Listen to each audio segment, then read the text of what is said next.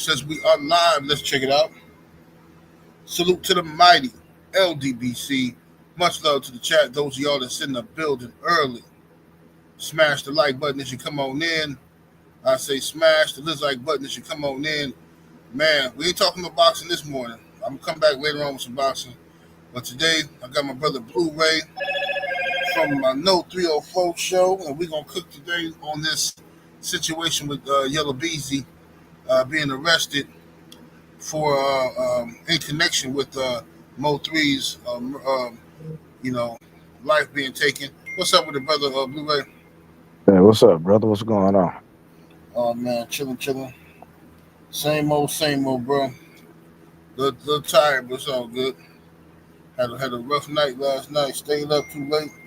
Trying to watch that Bucks game, and man, it's all good though. How they end up doing? Man, we won, but I mean, we ain't played nobody. We played the Lakers. The Lakers, they ain't had the Lakers didn't play Luca or LeBron, and nobody. Austin Reed, all y'all just set out. So yeah, the Bucks got going to run. We got going to run.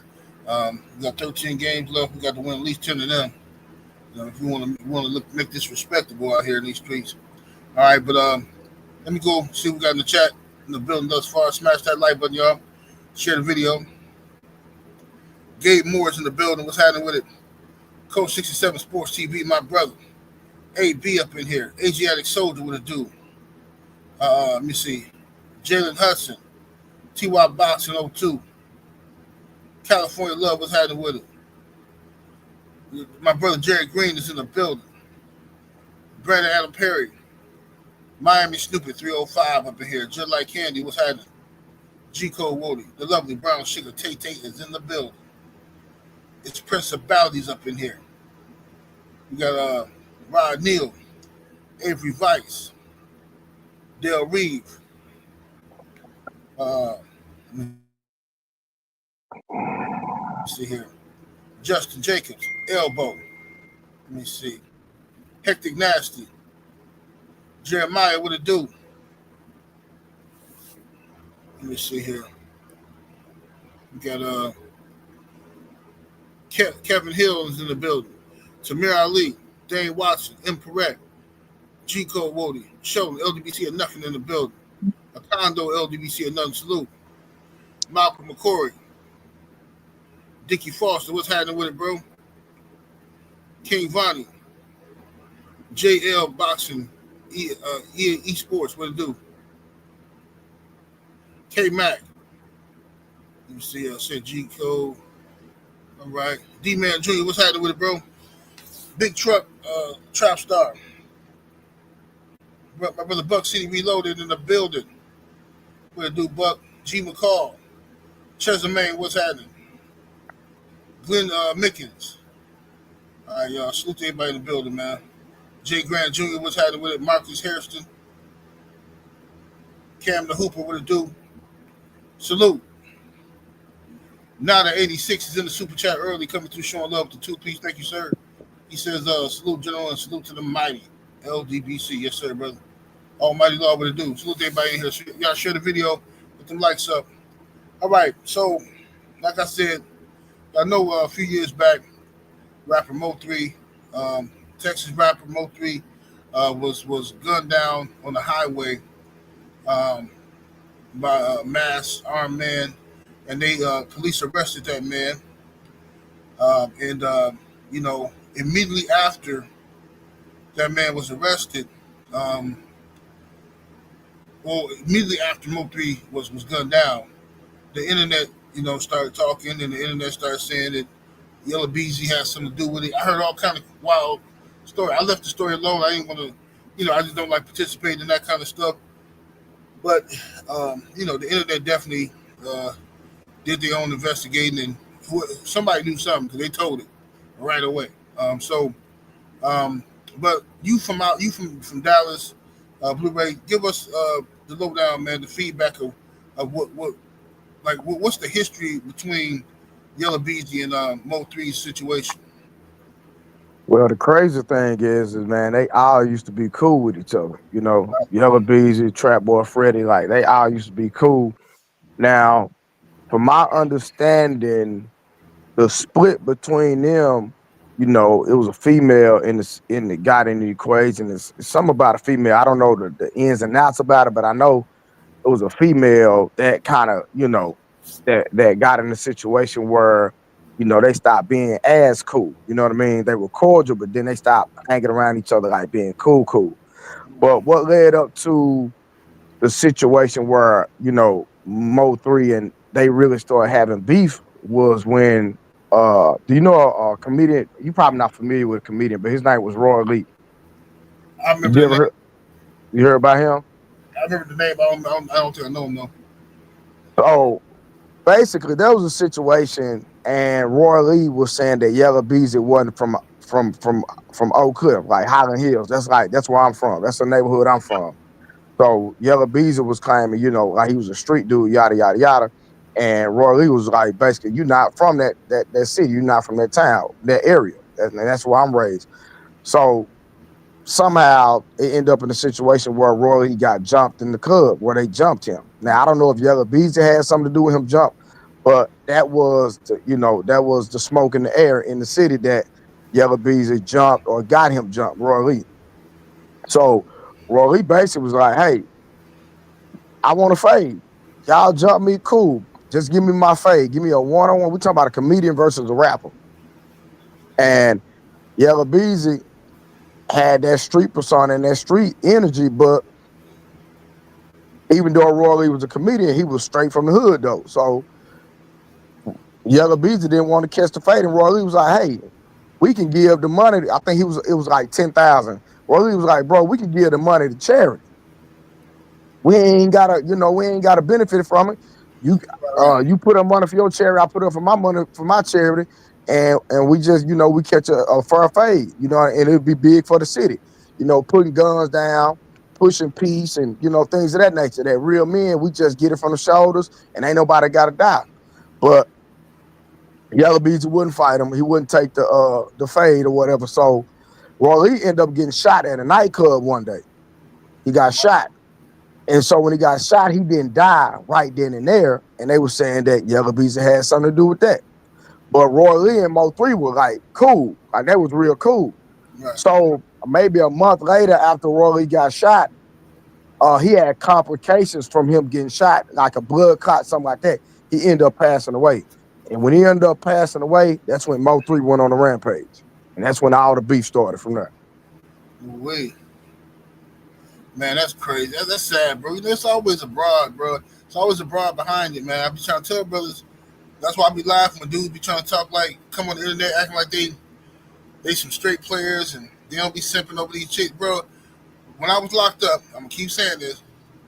70% of the dudes that was locked up with me was in there over a woman in some way, shape, form, or fashion. Either their Yeah. girlfriend stressing them out, their baby mama, their wife, their mama, their daughter, their sister, their female cousin, whatever. It always happens, bro. You know what I'm saying? I mean, people don't want to hear it, but I'm telling you, man, H-Trade Gangsta Cribs, Roller 60 Cribs beefing to this day. Been beefing since the 70s over abroad. Over a girl, bro. Tens of thousands of lives gone over a girl. There ain't nobody, don't nobody even remember the chick name. But it is what it is, man. Yeah. But thing is this, um,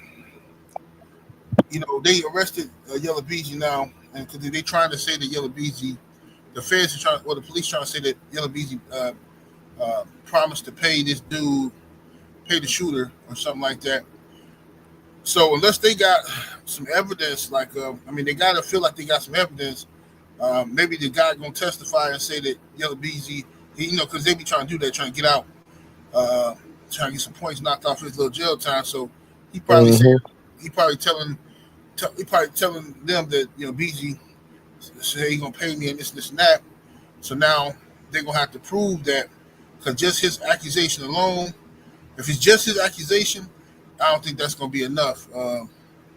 That's gonna be enough to convict him. I don't think so, but I could be wrong. It could. I mean, if the guy testimony is if he got any type of proof, it sounds believable.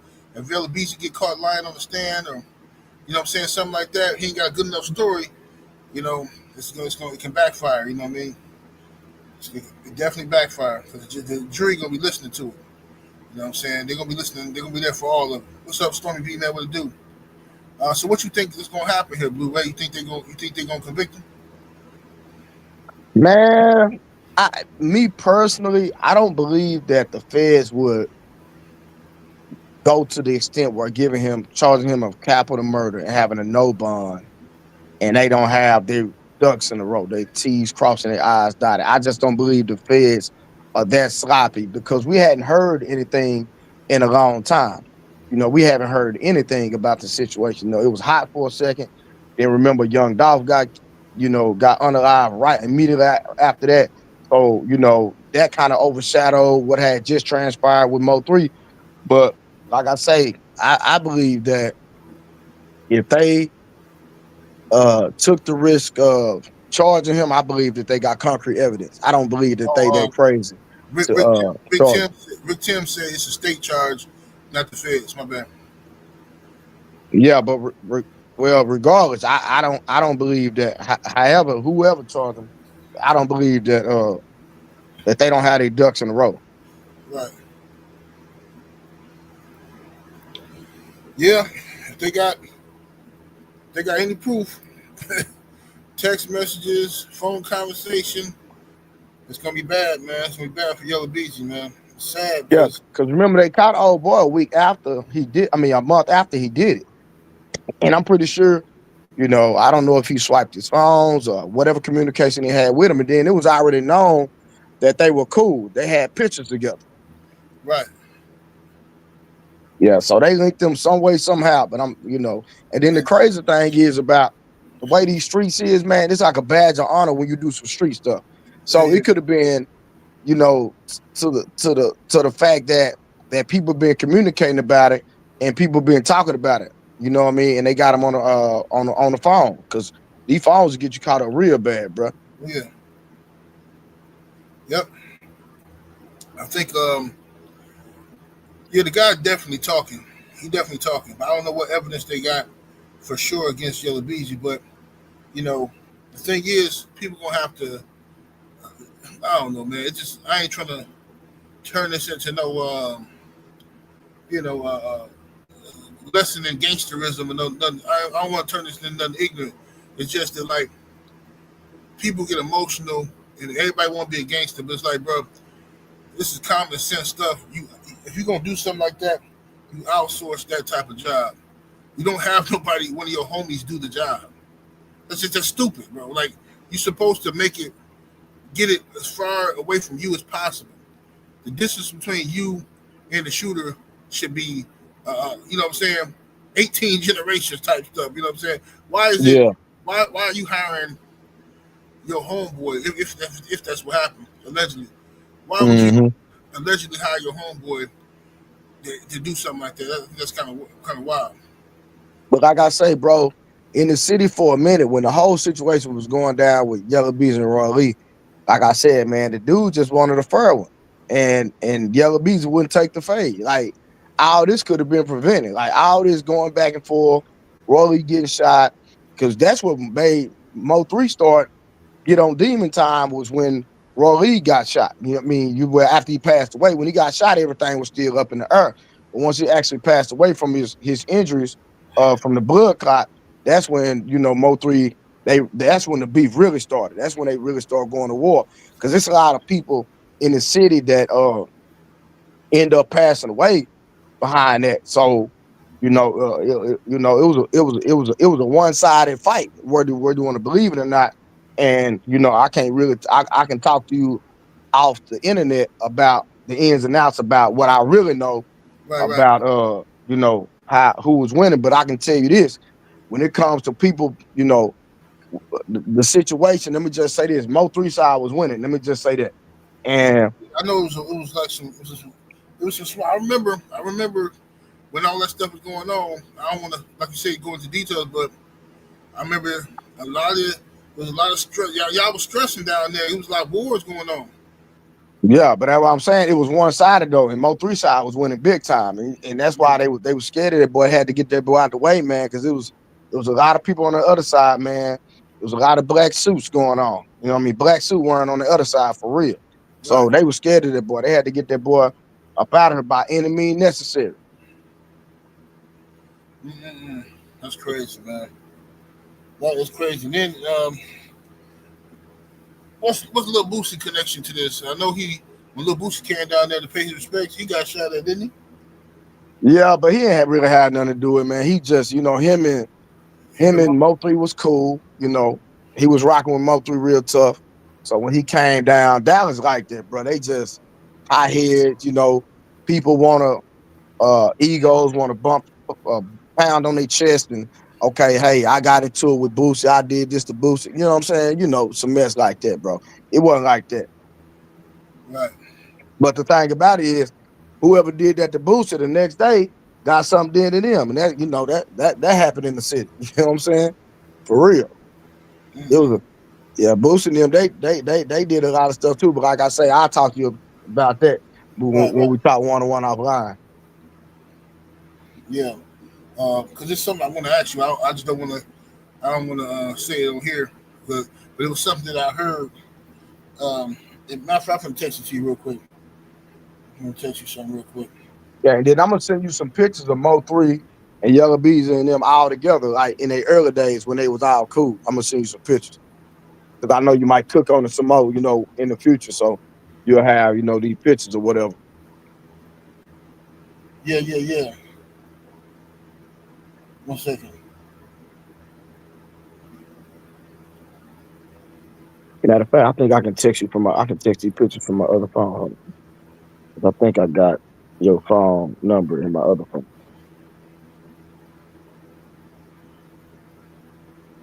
All right. I'll just text you that. Uh, Hold on 1 second. Let me tell my daughter to get this done. Hold on.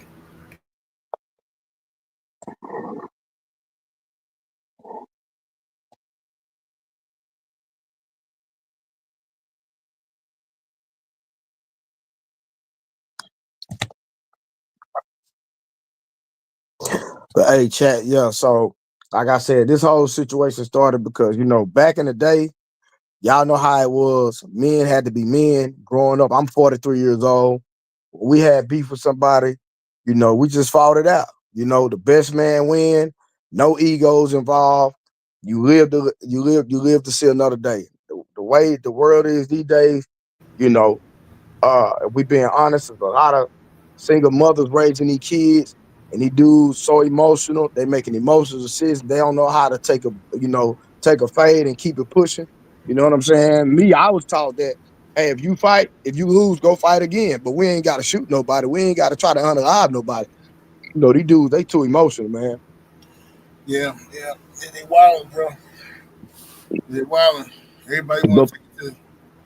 But what I was Everybody. gonna say real What? quick What? before I get out of here, 78 man, because I just wanted to give y'all a little backstory on what really transpired on how this thing started behind Yella Beezy not fighting the comedian Roy Lee that ended up getting jumped and shot, and he passed away from his injuries a little later after he was shot. But as far as what you text me, they say that, but I Right. really don't know how true it is. It could Right. be true, so I'm not saying it's not true, Right. Right. Right. but but Yeah, I just didn't want to interject that, but I definitely heard that right afterwards. yeah, yeah. No, I've heard that too. You know what I'm saying? But I don't know. I don't know how true that is. But I'm Right. not saying it's not true either. So I can't really say it's not true. Right. But people were saying that here, in the city and all that. But like I say, it's nothing that can be substantiated with facts. It was only hearsay. But like I said, the things that I've just told you was 100% facts that could be substantiated, and anybody in the city know that that was a fact. Yes, sir. Yes, sir. Let me read this super chat here. Uh, uh, Humble but cocky in the super chat. Appreciate the support, fam. Coming through with that 5 piece. Thank you, sir. Yeah, all right, Blue. I mean, I appreciate you, man, coming in here and what you mean? Dude sounds biased. What you mean? Dude sound biased? But he from Dallas. He telling us what happened. What you mean? I'm not even taking a side. Right? Like, bro, you see how people just hear what they want to hear, fam? That's Bro, listen. unbelievable. If anything, watch this, bro. If anything, I would take Yella Beezy side because, Absolutely, and I know why. So I mean, what is dude talking about? well, Like, now it ain't got nothing to do with him. It's because me and his aunt is like, that was like one of my best friends in high school. I went to school with his family, bro. And his daddy was from my neighborhood. His daddy got unalive.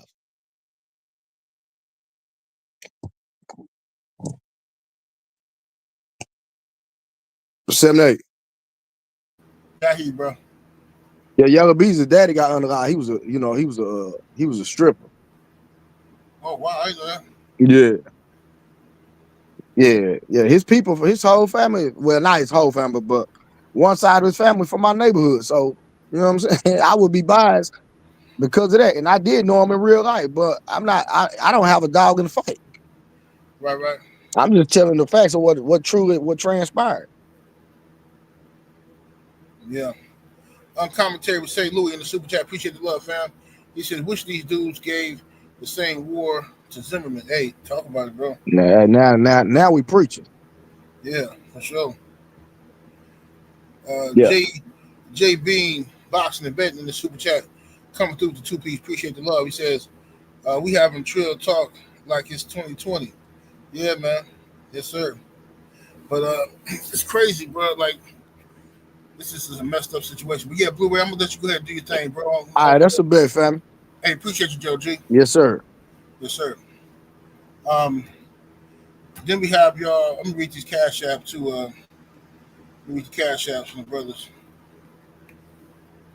Saints in the cash app. Appreciate the love. He says Yella Beezy was also on Adam 22 show. Well, let me tell you something, bro.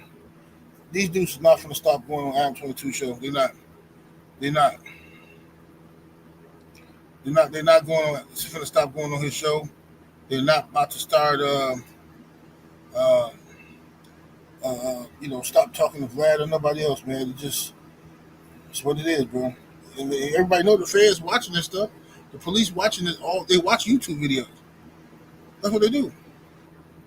This is the greatest gift that the government has ever gotten. Is the internet. The internet. You know what I'm saying? Sitting on the internet and just listen to these uploaders. CJ Robinson in the cash app. Appreciate the love, fam. Said grand jury felt like they had enough to indict. Yeah, that's what they felt like.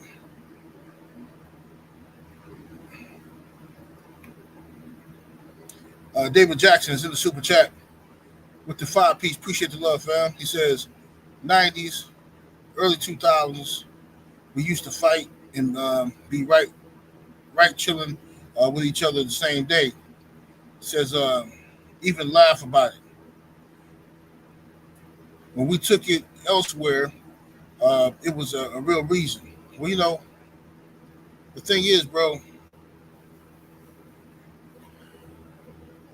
the 90s and 2000s had goofy stuff going on too.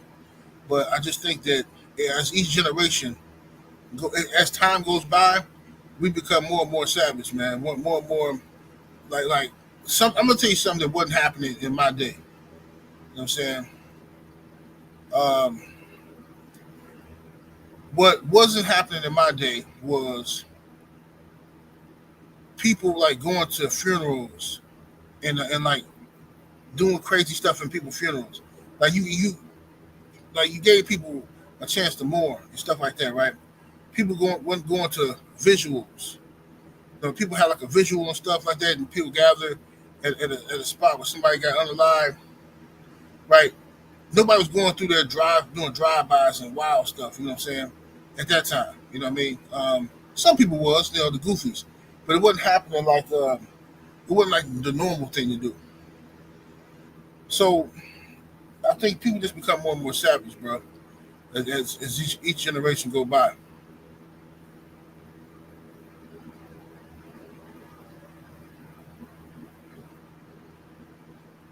Let me see here.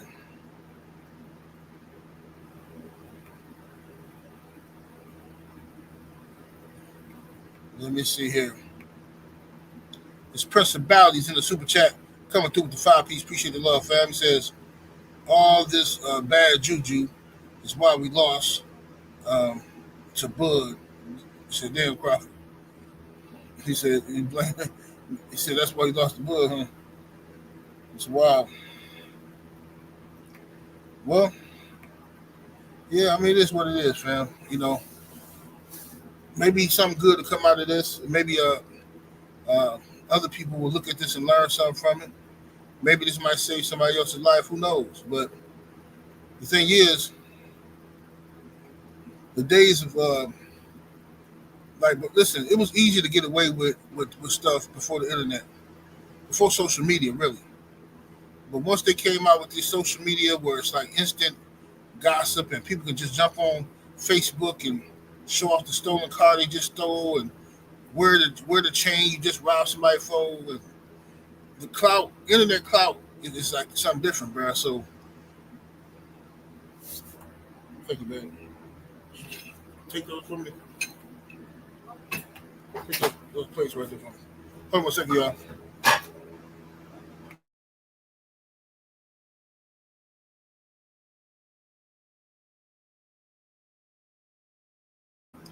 Yeah, so the clout can change everything, man. He said before camera phones too, facts. What's up, OG Bam? How you doing, bro? Let me make sure OG Bam got a wrench on my page. Let me make sure here. Let me go to my YouTube, get the thing situated.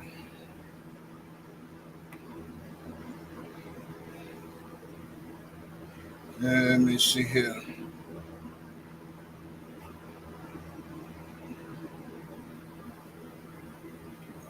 Come on, YouTube, why y'all taking forever?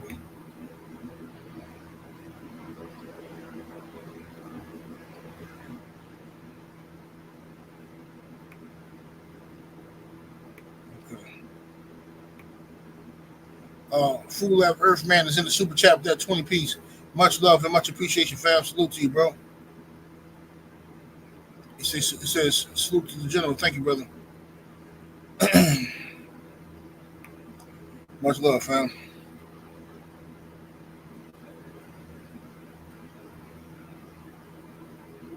So it's a sad situation, y'all. It's a sad situation. Like I say, each generation get more and more violent, more and more wild and crazy. You know what I'm saying? Each generation feel like they got to outdo the last. Got to be more savage than this one was and that one was. But like I say, hopefully, if I don't know if they're gonna convict Yella Beezy or not. I don't know what evidence they supposed to have, but um, it's sad, bro. Because like the brother said earlier, you know, it don't take us nothing to press a button against one another. Nothing. You know what I'm saying? But you ask one of these cats to, do something to Zimmerman and, hey man, somebody man, with some money, why don't y'all just, send somebody to go do this and that? Nope. You can't pay nobody to do nothing to Zimmerman or none of these other cats. And that's why the rest of the world look at us as a joke, fam. They don't really respect us. Nobody really truly respects us because they see what our get down is. We tough, we huff and puff against each other, we savages and violent against each other. But then when you got an opportunity to show that same behavior towards your real enemy, we switch it up. We want to have peace talks. We want to negotiate and have sit downs and stuff like that. So yeah, it's what we do. I mean, we see that. Look at what's going on right now. But Rampage Jackson, Drew was just cooking on it earlier. Rampage Jackson um, go on some crazy rant against Devin Haney for no reason. Just, oh man, F him, man. He'll be. He sued somebody, man. You don't sue nobody. You're like, whoa. And then the Marcus Vegas tried to tell him like, well, do you know why? He's like, I don't care, man. I don't care what I ain't saying. Okay. But Ryan Garcia's stone cold racist though. Ryan Garcia came out here and flat out said that he don't like black folks, and he wanna unalive, he wanna bring George Floyd back and then do it to him again. And he said this many times, like 3 different times.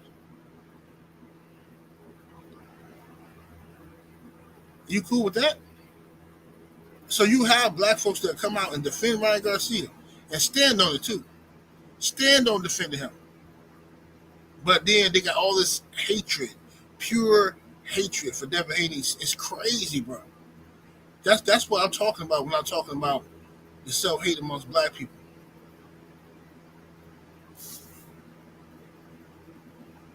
It's nuts, man.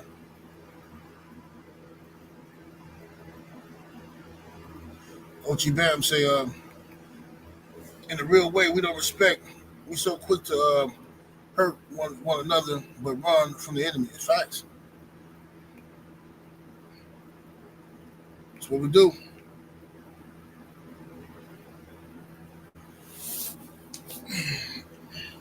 Finesse says Haney is despised just for breathing. Yeah, bro, that's how it is now. Unfortunately, that's how it is, bro.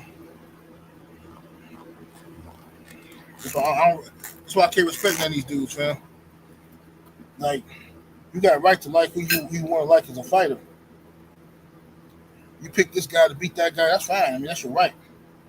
You know what I'm saying? But if you don't know when it's time to stand on business, that's not something that can be taught to you, man. At this stage of your life, you're supposed to know that.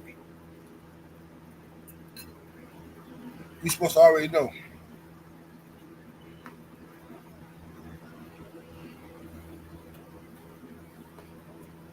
Yeah, I dropped the link. Y'all wanna come on, cook? Just be careful with your words, man. What's up, Lala? How you doing, Lala? I'm gonna drop the link. Y'all come on here and cook for a minute. Remember, be careful with the cursing. Here we go. I'm gonna drop the link for you. Let me see here.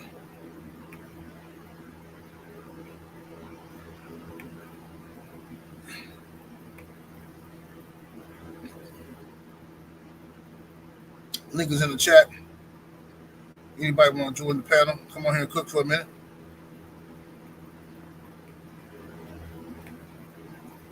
Um, Stefan in the super chat with that 5 piece. Appreciate the love, family. Thank you, sir. Salute to Stefan.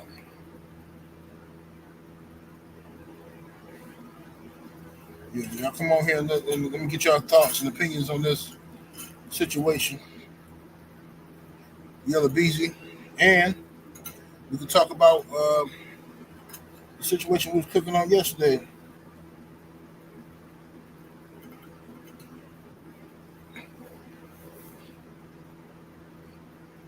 Let me see. I can't see your face, brother.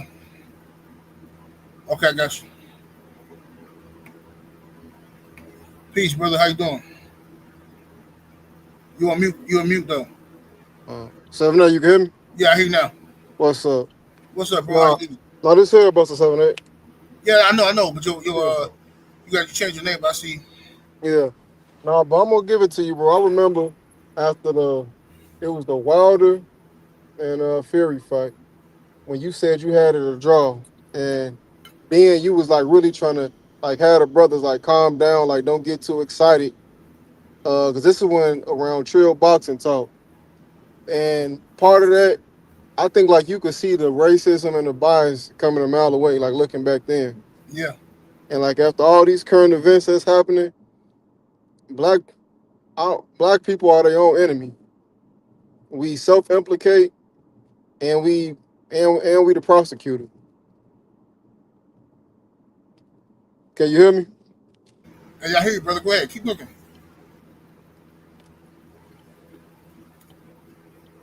You ain't told no lies, brother. Fell off. What's up, Lala? Dre the boxer. What's happening? Head buzzer, come back in if you can.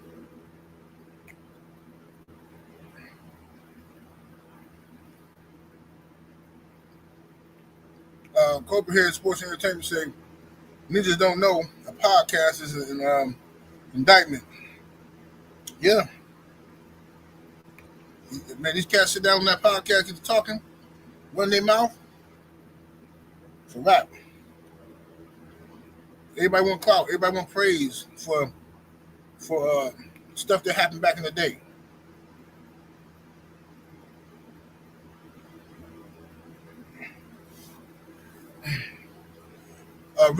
Rick Tim says, "What's the solution?"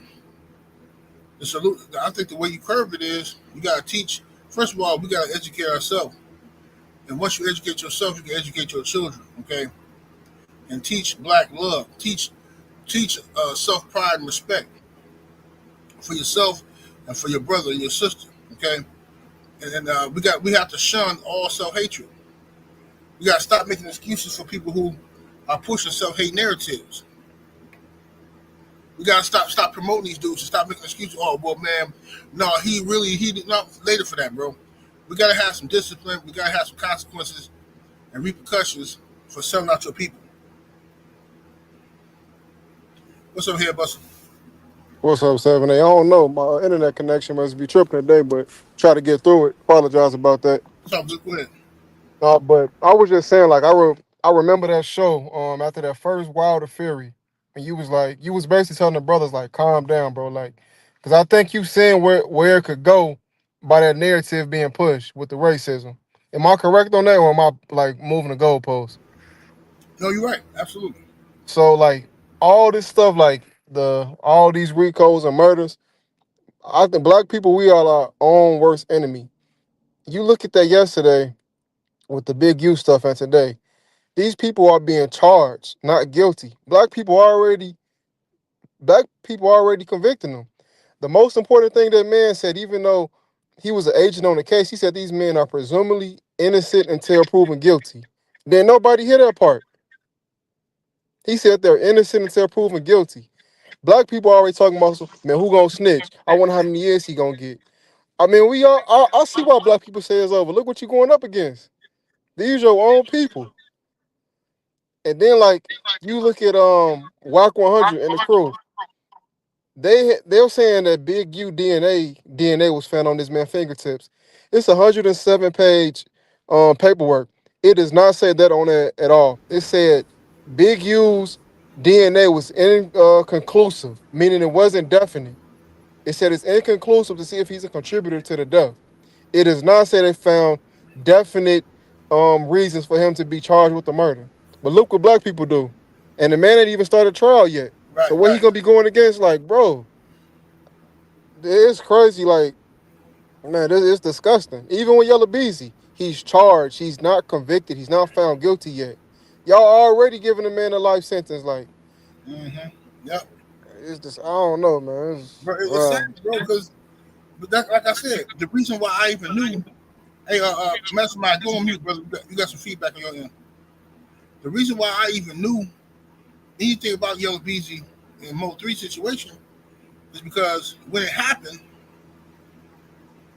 first happened, dudes who got podcasts, YouTubers making videos were saying, "Oh, Beezy did it. Yella Beezy, they was beefing." I'm like, whoa.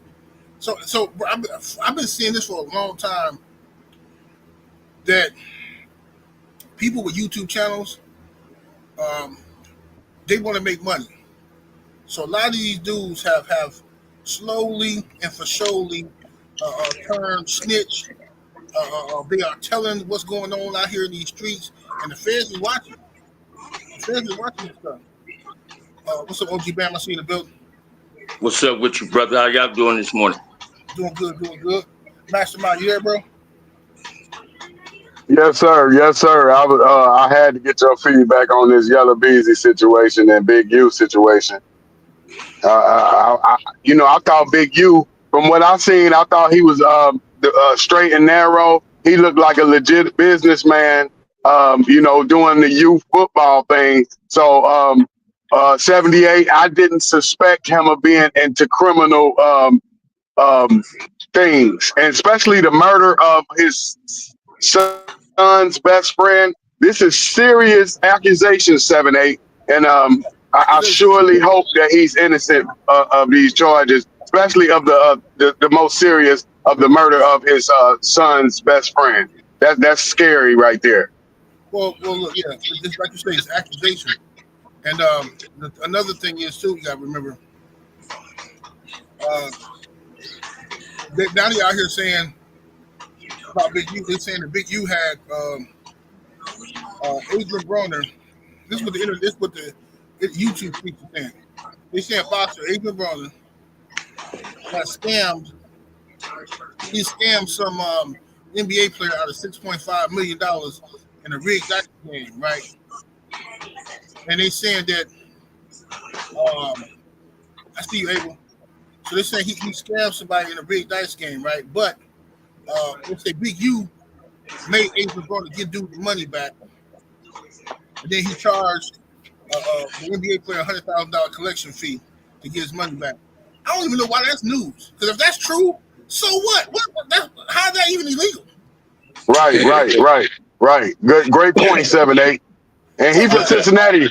I'm from Cincinnati, so we know the type of games these guys play with the dice. Those dice are very dangerous and leads to violence. Yeah, and 7-8, that is in there, but I think they're trying to say. Now I'm just reading what the work say. I'm not adding to it or taking away because I hate when people do that. I think they were saying like extortion and something else, but that is something that's in there. And I'm not saying that Big U was guilty. I'm just saying what the paperwork says. Yeah. OG Bam, what's up, brother?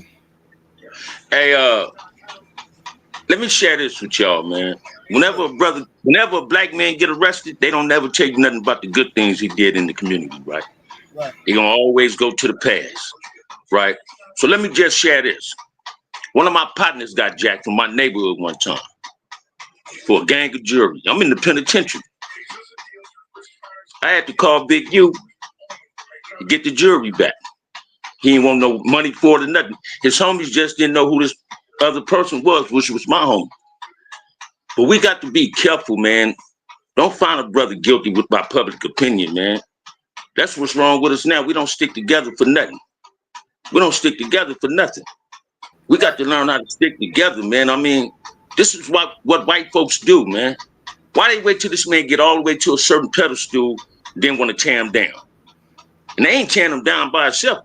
Other brothers is helping them take him down. Right. Y'all got to understand too, Big. You ain't the only one arrested. There's 20 other people arrested in this, man. And some of them people, Big, you ain't even had no dealings with in years. Right. So we got to learn how to be careful what we say on social media, because police is in these chats. That's right. They listen to these chats and they picking up evidence, man. Whenever somebody talking about an open case, he taboo. He dry snitching. Right. I don't want to see no black man in jail, but if you make your bed, lay in it, right? But my prayers is with Big U. I support Big U, man. I support everything he ever did. Even when we was banging, when we banged, that's what we chose to do. That's the lifestyle we live, so we wanted to be the best at it. And later on in our life, we regretted some of the things that we did because we was just harming each other, right? Now watch this, man. Remember, Wagner was trying to say Big U was a rat. Y'all remember that? Yep. Yes, sir. Now, Big U the one in jail. And the same dude with Whack that was calling Big U a rat was at the raid 600. That's crazy, man. Yep. I said this on 7-8 show yesterday. When a brother is scared of you, rather see you in prison than see you dead, man. Mm-hmm. And that's crazy. Now we got Yella Beezy. Watch this, man. Rappers get on these, they make them songs, they tell on themselves. They homeboys, they sidekicks get to talking. Loose lips sink ships, man. Keep pumping your gums, you're gonna get what you got coming. And people need to start understanding, man. Sometimes we got to be slow to speak and quick to listen. You got people telling on people, but other people was telling on themselves, bragging. Look what these youngsters do. Every time they rob somebody, they want to tell you how to show the money on social media, like it's cool. Then you wonder why you got busted. You told on yourself. Right. We got to start paying attention. We got to learn how to teach these brothers. That ain't how mans conduct themselves. I was an ex-banger, man. I was an ex-banger. Hey, OG Bam. Yeah, I was an ex-banger, man. I killed I caught a lot of ruckus in my neighborhood, man. And outside of my community and in my community. That shit wasn't cool, man. Yes, sir. Let me go to Abel. Abel, you say you had a question for Bam? Yeah, I got the question for both you, 7A, and for OG Bam, because I've been thinking about this since yesterday's live stream with you, when you and OG Bam were talking. And I want to make it clear, I'm not from the streets, thank God. But my question is, when did it become cool to basically snitch yourself to the authority through social media? When did it become cool to talk with people like Whack 100, DJ Academics, and Vlad TV to talk about the things that they've done in their pastime and then getting themselves incriminated by the cops, by the same people that you talk with during these interviews? I never understood it. It doesn't really make sense to me. I'm trying to figure this out in my head, man. It don't make sense to me either, but hey, some people love to shout it, man. It ain't about it. You know what I mean? They exaggerate a lot too, and that exaggeration is what getting people caught up in cases, right? That's taboo. What you see these young brothers doing and old and in between is taboo. It's taboo. On my show, I don't point fingers at people. I get on gang members that's doing bullshit on YouTube, but other than that, I don't expose people. I don't do that, especially not my people. If I can't talk about nobody. Huh? Hey, yo, 7-8. I wanted to be known though that any man in their 40s still repping that gang life need to be ashamed. You need to denounce the gang. If you ain't denouncing it, you ain't doing no benefit out here. You don't need to be Snoop Dogg at the Super Bowl throwing up the seed. So if you in your 40s and 50s still promoting gang life, that's on you, Jack. You the one is doing something ignorant. So I can't any man that's that old that's promoting that type of activity, you know what I mean, deserves whatever they got coming. So if you on the internet bragging about being affiliated with a gang, hey, you supposed to be denouncing it. Snoop Dogg should be denouncing it. Game should be denouncing it. I could understand a younger cat being in it because they're not they not experienced. But I don't feel sorry for no older cat getting themselves locked up because of gang affiliation. It's ignorance. And even the young people know it's ignorance, being affiliated with these gangs. I mean, you're absolutely right on that, my brother. You're absolutely right on that. I say that a lot myself. If you got kids, gang banging was in Los Angeles, man. I'm speaking as a gang member, as a former gang member, right? A non-active gang member.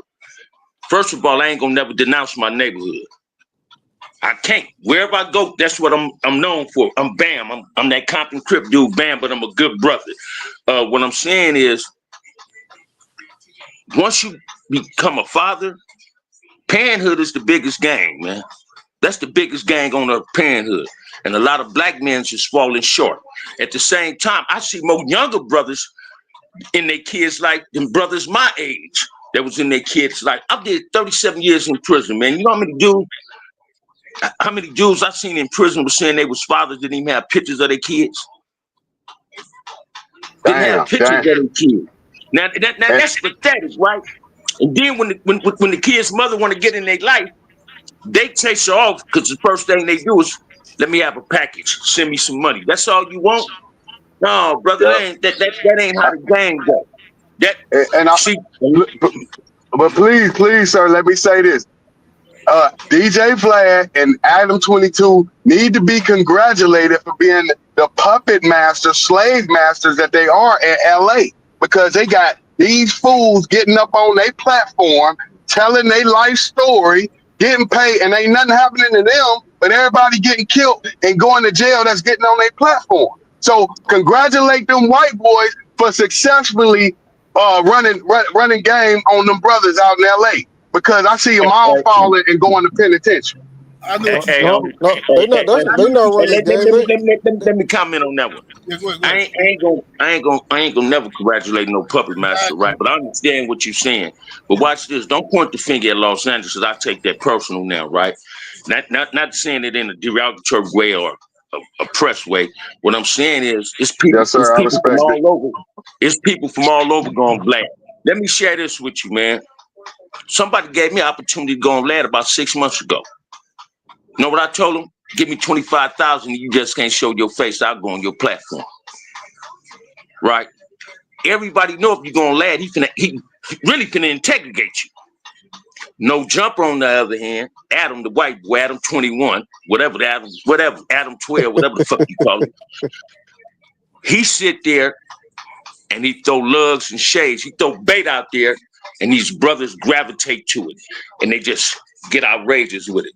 But every brother on that channel ever said on that platform except 40 extra 40, however you say his name. A lot of them dudes couldn't even go in their neighborhoods no more, man. Right. But I'm saying y'all got to make them feel it. Y'all got the power. If they want to be a part of the culture, make them feel it. Okay, they in the hood, make them feel what the gang life about. Y'all letting them live in luxury. I just said this the day before I went on 4878 show, right? I say, man, I just seen AD from Compton with Adam in somebody's community. And ain't nobody went up there and slapped the shit out this man. Let me share this with you. And you gonna send me a package, my brother. If Adam ever come to Compton, I'm gonna be right there on the front line. I'm gonna slap the piss shit out that man. Based on. So well, just get ready to find my wife and send me a package. Listen to me, man. Anybody that play a role today in harming my community or make a brother want to harm another brother, you are automatically my enemy. Right? I don't tolerate black on black no more, man. That's not me. That's not me. From my experience with doing time, I pray Big U come home. But if I go by what the streets say, everybody say, if the feds get you, ain't no coming home. Right? So I can only hope that he don't get a whole lot of time if he do get found guilty. And I'm gonna support him. If he reach out to me, I write him. I don't go visit nobody in jail, juvenile halls, none of that. I even refuse to go speak in juvenile hall. I don't want to go to no jails. That's just bam. What we need to do is what 7-8 said. We got to start teaching these youngsters. See, a lot of them act this way because they don't know where they came from. If you don't know where you came from, you don't know where you're going, right? And it starts in the house too. You got to understand something, man. Half of these dudes in their mid 60s to their early 20s, early teens, that's parents today, don't know how to be a father or a mother. They don't know how to be a father or a mother, so they do things to cry out. Instead of asking for help, they do stupid shit to ask for help in a fucked up way. And it's on us as responsible black people, responsible black men and women, to step to the plate. It takes a village to raise a child. It takes a village to keep the village intact. Don't be afraid to tell a brother, say, man, let me holler at you.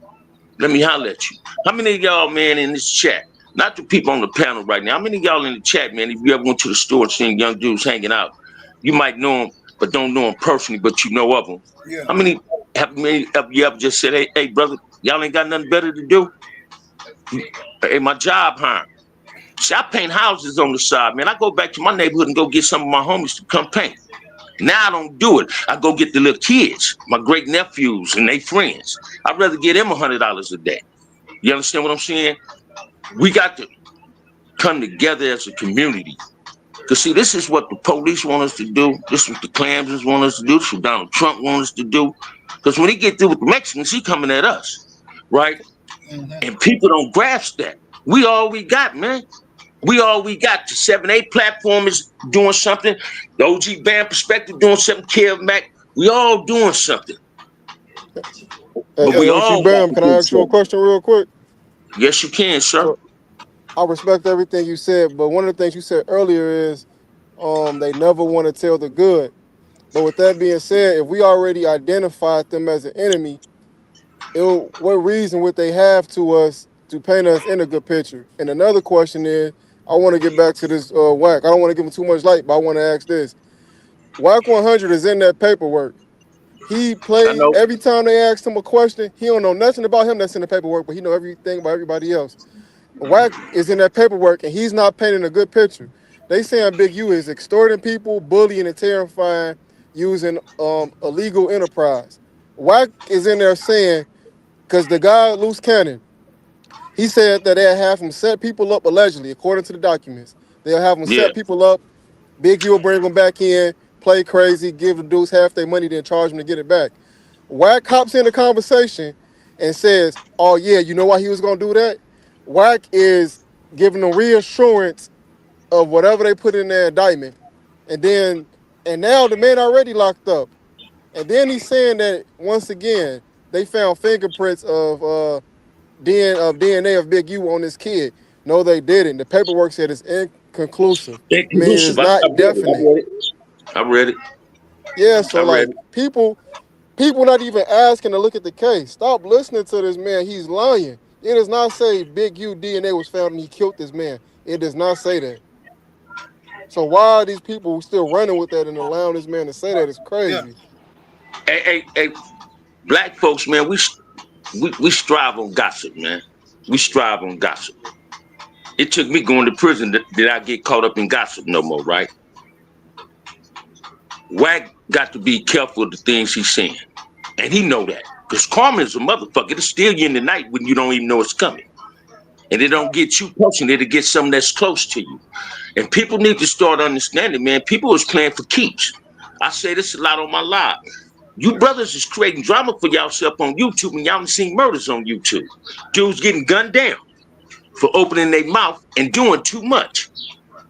But where's all this energy at when the police is beating us up and killing us, killing kids? Where's all this energy at when Korean ladies is killing young black girls? Where's this energy at? You know where it's at?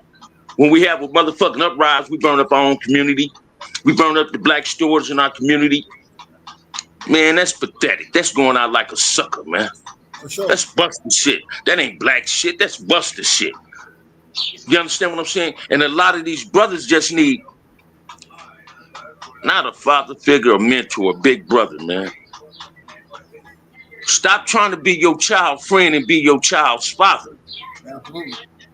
You want more for your child than you had. Your father wanted you to be better than him. My father wanted me to be better than him. Man, I own a 4-bedroom house, but it ain't mine. It's my wife's, right? Right. Man, my father worked at Farmer John for 45 years, man. Didn't miss a day of work. Took care of all 6 of his kids and his beautiful wife, my mama, right? And that was damn near one of my best friends. I can go to my daddy when I got grown and tell him anything. He said, you lie to the police, but you tell me the truth, right? And when I first got arrested on my double homicide, man, I was under special circumstances. I was facing the death penalty. I ain't gonna sit up and tell y'all I was cool with that. I was shaking like a leaf in county jail, man, sweating bullets. And my family all came together and got me a hell of a Jew lawyer. Now, I'm gonna tell y'all what I did when the Jew lawyer got to the county jail to see me. I pulled a knife out of the attorney visiting room. I said, man, how much money my people charge you? Because if I get found guilty and get the death penalty, we gonna have some problems. He said, man, I'm already guaranteeing you I'm gonna get that special circumstances off you. Because you don't take my people money and I'm still going on death row. That's what you ain't gonna do, right? What I'm saying is, if we don't learn how to love and respect each other, the black man is about to be extinct. Not the black male, the black men. There's only a chosen few black men. And I'm one of them. Y'all one of them.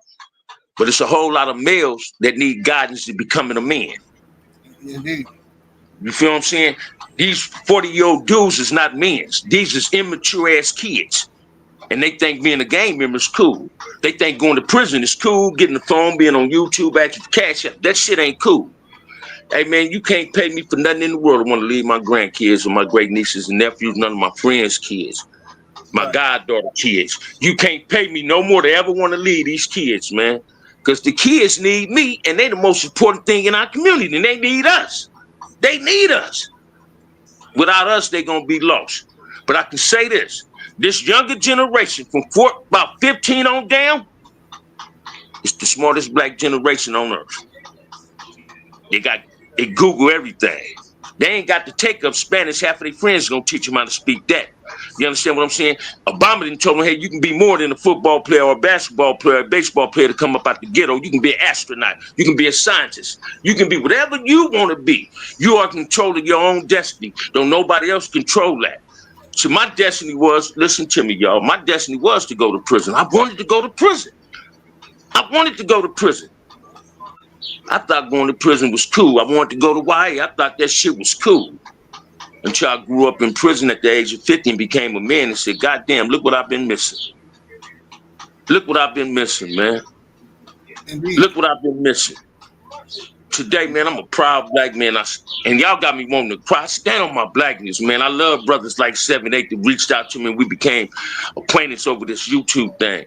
This is what you call networking, like I said yesterday. This is what's going to make our community better. This is what's going to make people stop getting on these other platforms. Black folks need to watch this. If you can sit up and tell me and 7-8 what's going on Don't Jumper, that means you subscribe to No Jumper. You watching him or something. And if you ain't got to subscribe to him, if you watch him, he get a view. Why you on his show and ain't on my show? So we got to learn how to support each other. Stop going on the Puppet Master show just to hear another brother belittle another brother. I ain't never heard none of them talk about no white people on Jumper. None of them. Yep. They talk about Diddy like a dog, but the Abercrombie dude, they ain't said nothing about him yet. You understand what I'm saying? This is what we got to look at, man. This is what we got to look at. Black folks got a bad habit of wanting to kill each other and assassinate each other's character. Man, your ego and your pride will send you to prison or send you back to the penitentiary if you ever been. If you ever haven't been, it's going to send you there. I kicked my pride and my image to the side a long time ago. Somebody told me, man, you can't never stop gangbang. Whoever told you that was a goddamn lie. I ain't putting no work in and ain't gonna put no work in. You understand what I'm saying? I'm gonna wear my neighborhood hat because I'm a proud member. Crip made me who I am today. Crip made me see the things that I see today. I had some fucked up memories, man, as a gang member, but I had some good memories as a gang member too. Because there was a lot of them that taught me how to stand on my own. Let me share this with y'all. Raymond Watson did not create Crip for Crip to be like this. These dudes is turning him over, him and Mac Thomas, and taking him over in their grave, man. Trust and believe that, man. Yes, sir, Trust and believe that. Let me go. Trust and believe it. Let me go to Coach Hudson. Coach, you there? Peace, family. Peace, family. How you doing, brother? Yeah, man. I'm trying to get off the highway so the call will drop. But if you all can hear me, I'm gonna go ahead and cook. I can't. Hold on 1 second. I can't really hear you. Some Okay. Some background noise or something. Yeah, that's not me. That's somebody else. Like a hammer or something in the background. Oh, let me see. Put you on mute real quick, OG Bam. Let me see if that's you. Okay, go ahead, Coach Hudson. All right, peace, brother. Can you hear me? He's good, brother.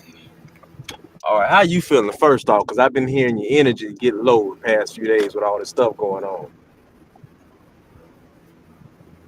Yeah, man, I just been, you know what I'm saying, like, bro, just, I ain't gonna quit, bro, but you know what I'm saying, it's hard loving black folks, man. You know what I'm saying? It's hard, bro, because, like, you gotta be prepared to fight every day, bro, every day.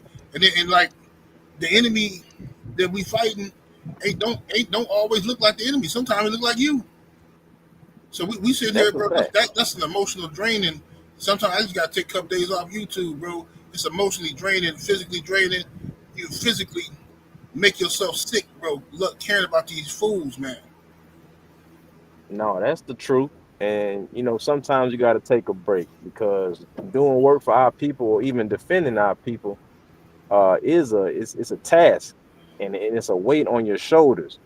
But everybody that's been tuning into the show the past couple weeks, everything we've been talking about is coming into fruition in real time.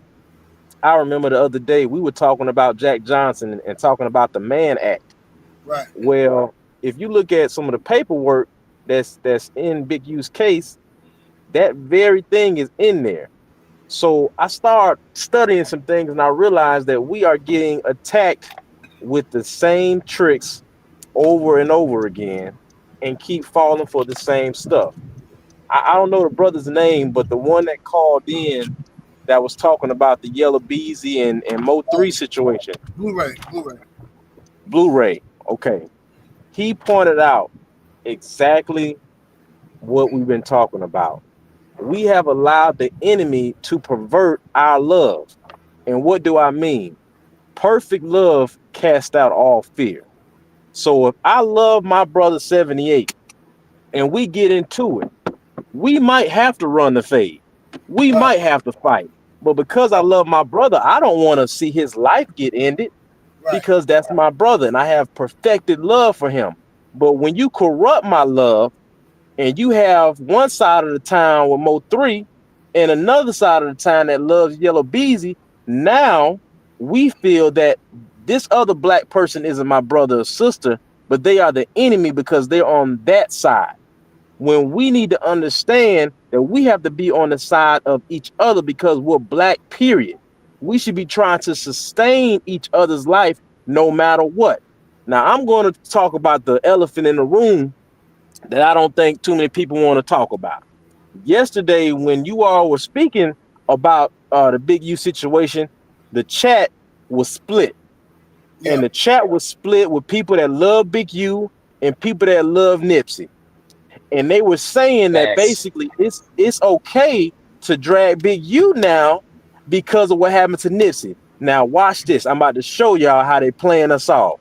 Because I'm not going to get into the actual open case of Big U. What I want to talk about is how they're playing the same tricks on black folks. Right. I want y'all to ask yourself a question first. This is the first question. Is LA stronger with Big U and Nipsey together or them apart? Of course. Is Texas stronger with Mo3 and Yella Beezy together or them apart?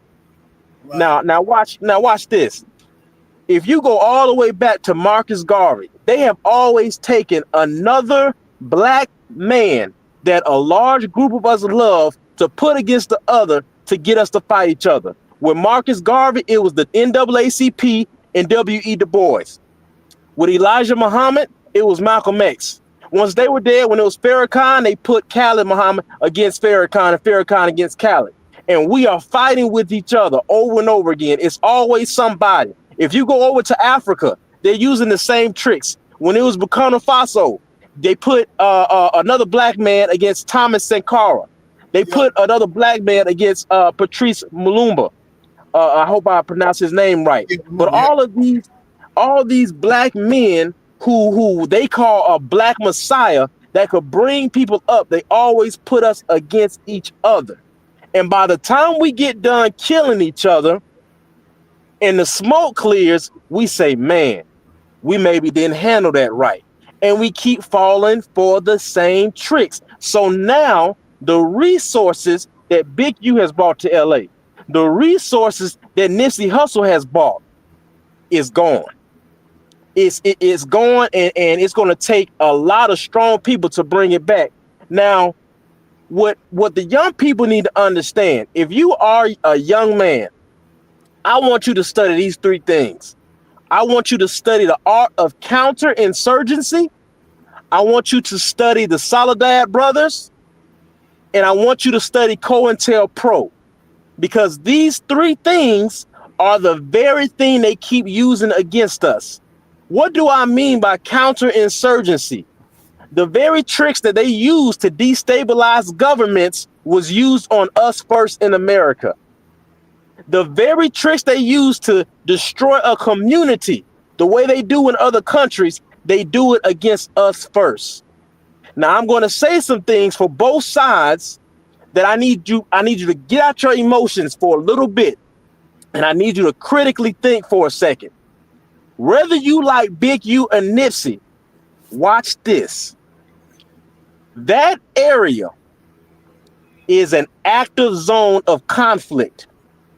So what's happening is right now, the border czar, if he just did a press conference, and this is what he said. He didn't say Venezuelans.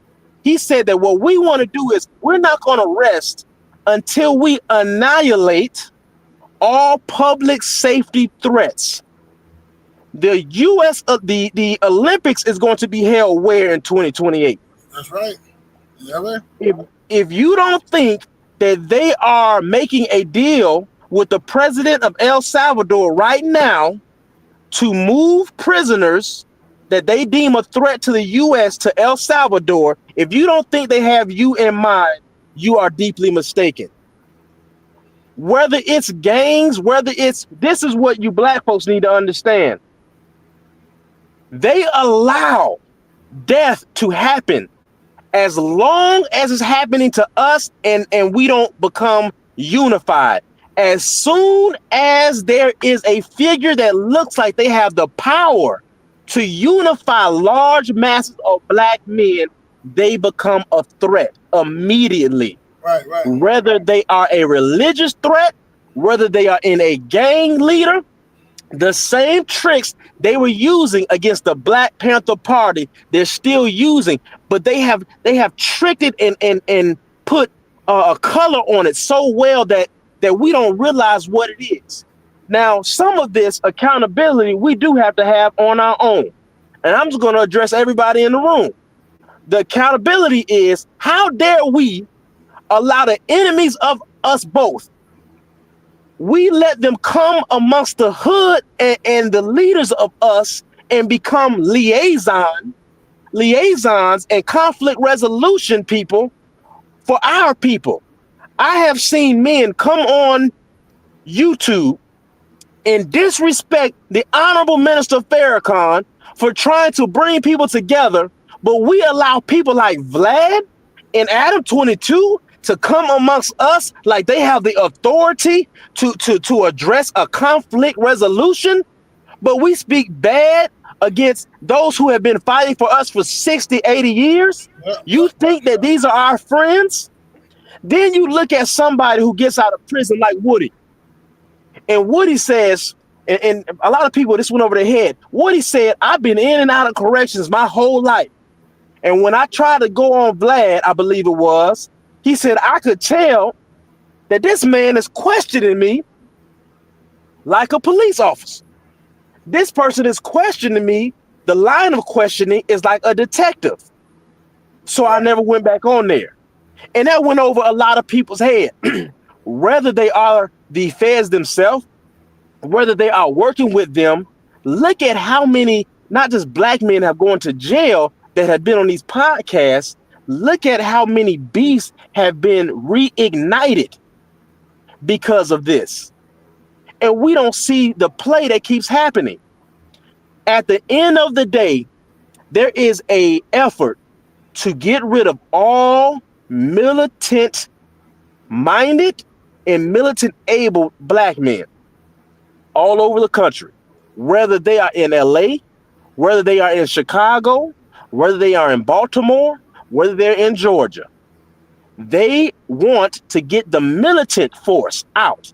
Mm-hmm. See, after they unalived Martin Luther King, Medgar Evers, the leaders of the civil rights movement, the Christian leaders were scared.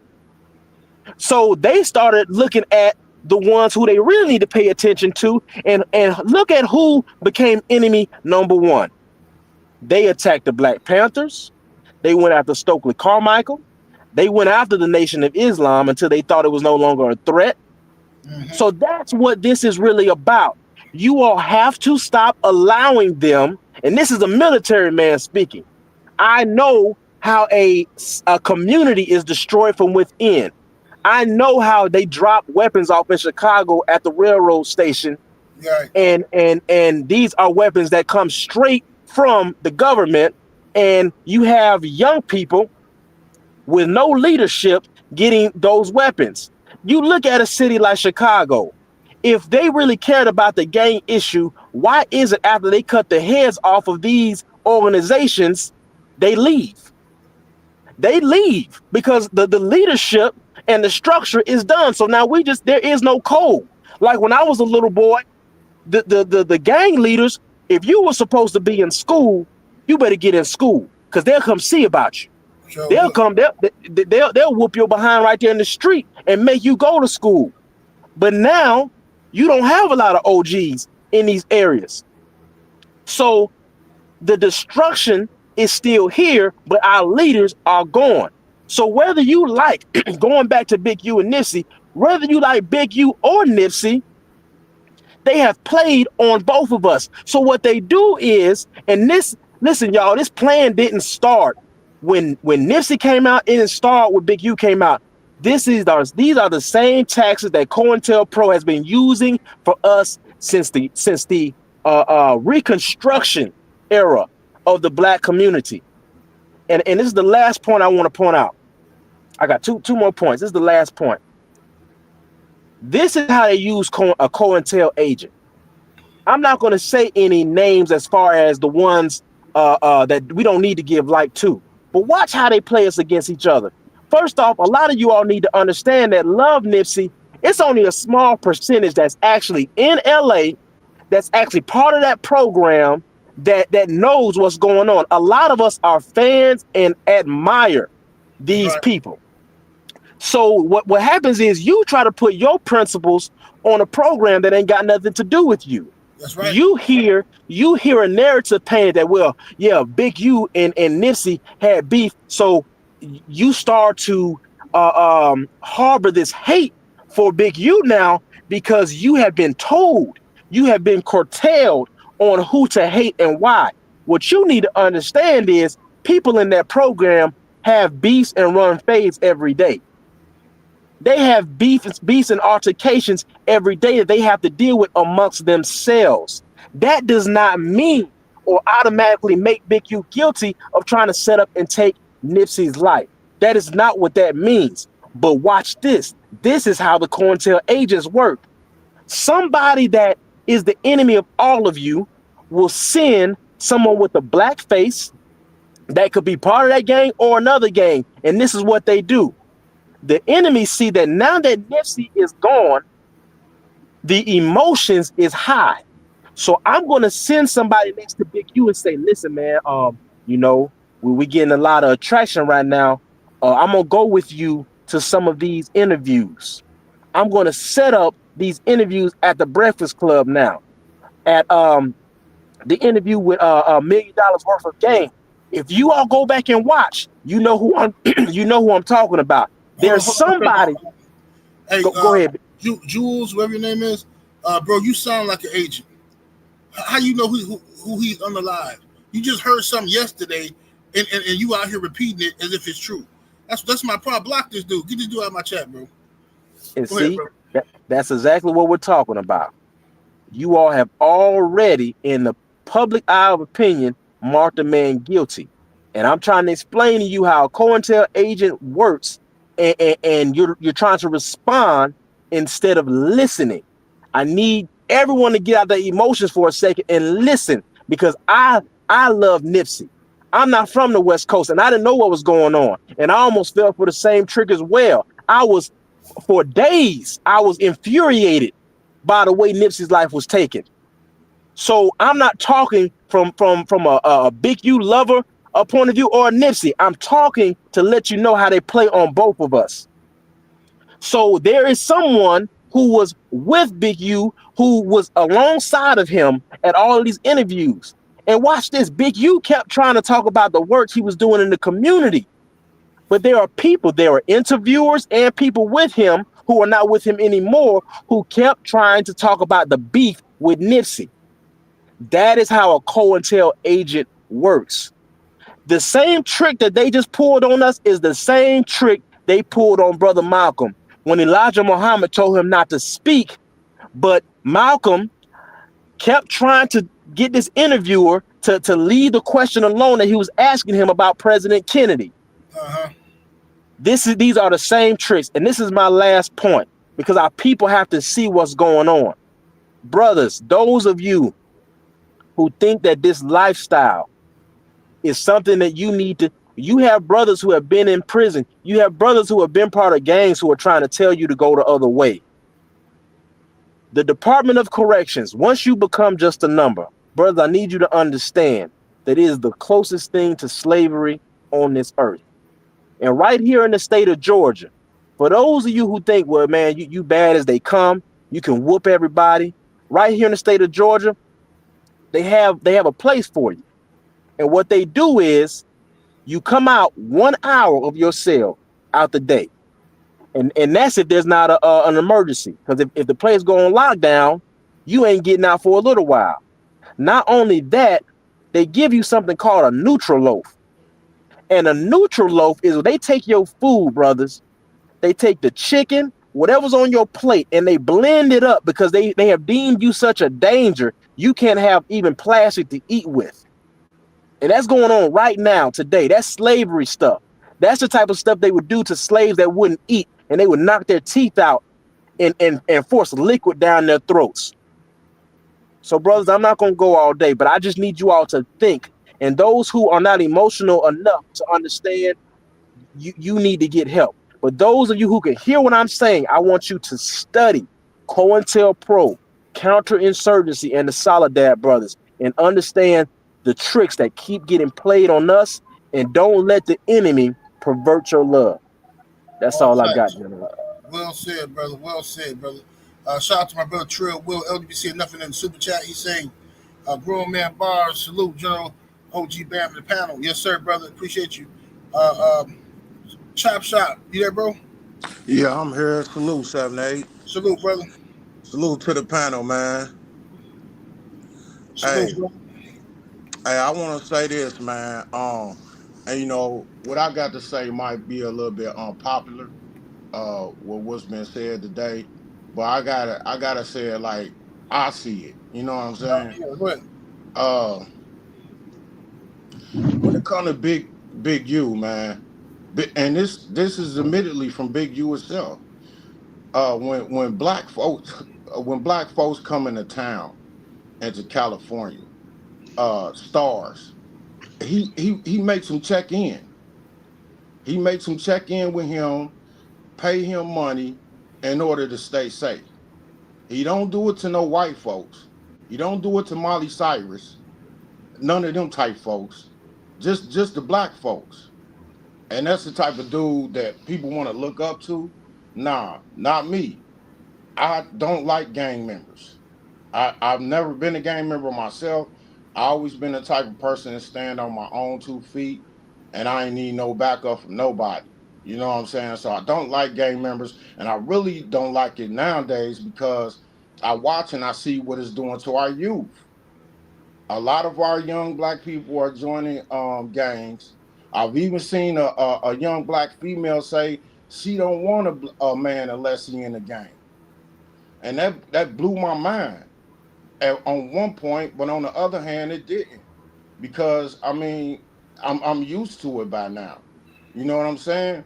And when it come to this unalivement, I don't know if Big U did that, so I'm gonna reserve judgment.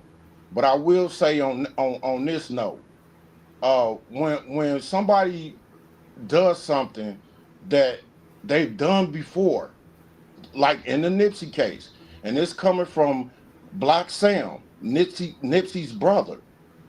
Nipsey had problems with Big U.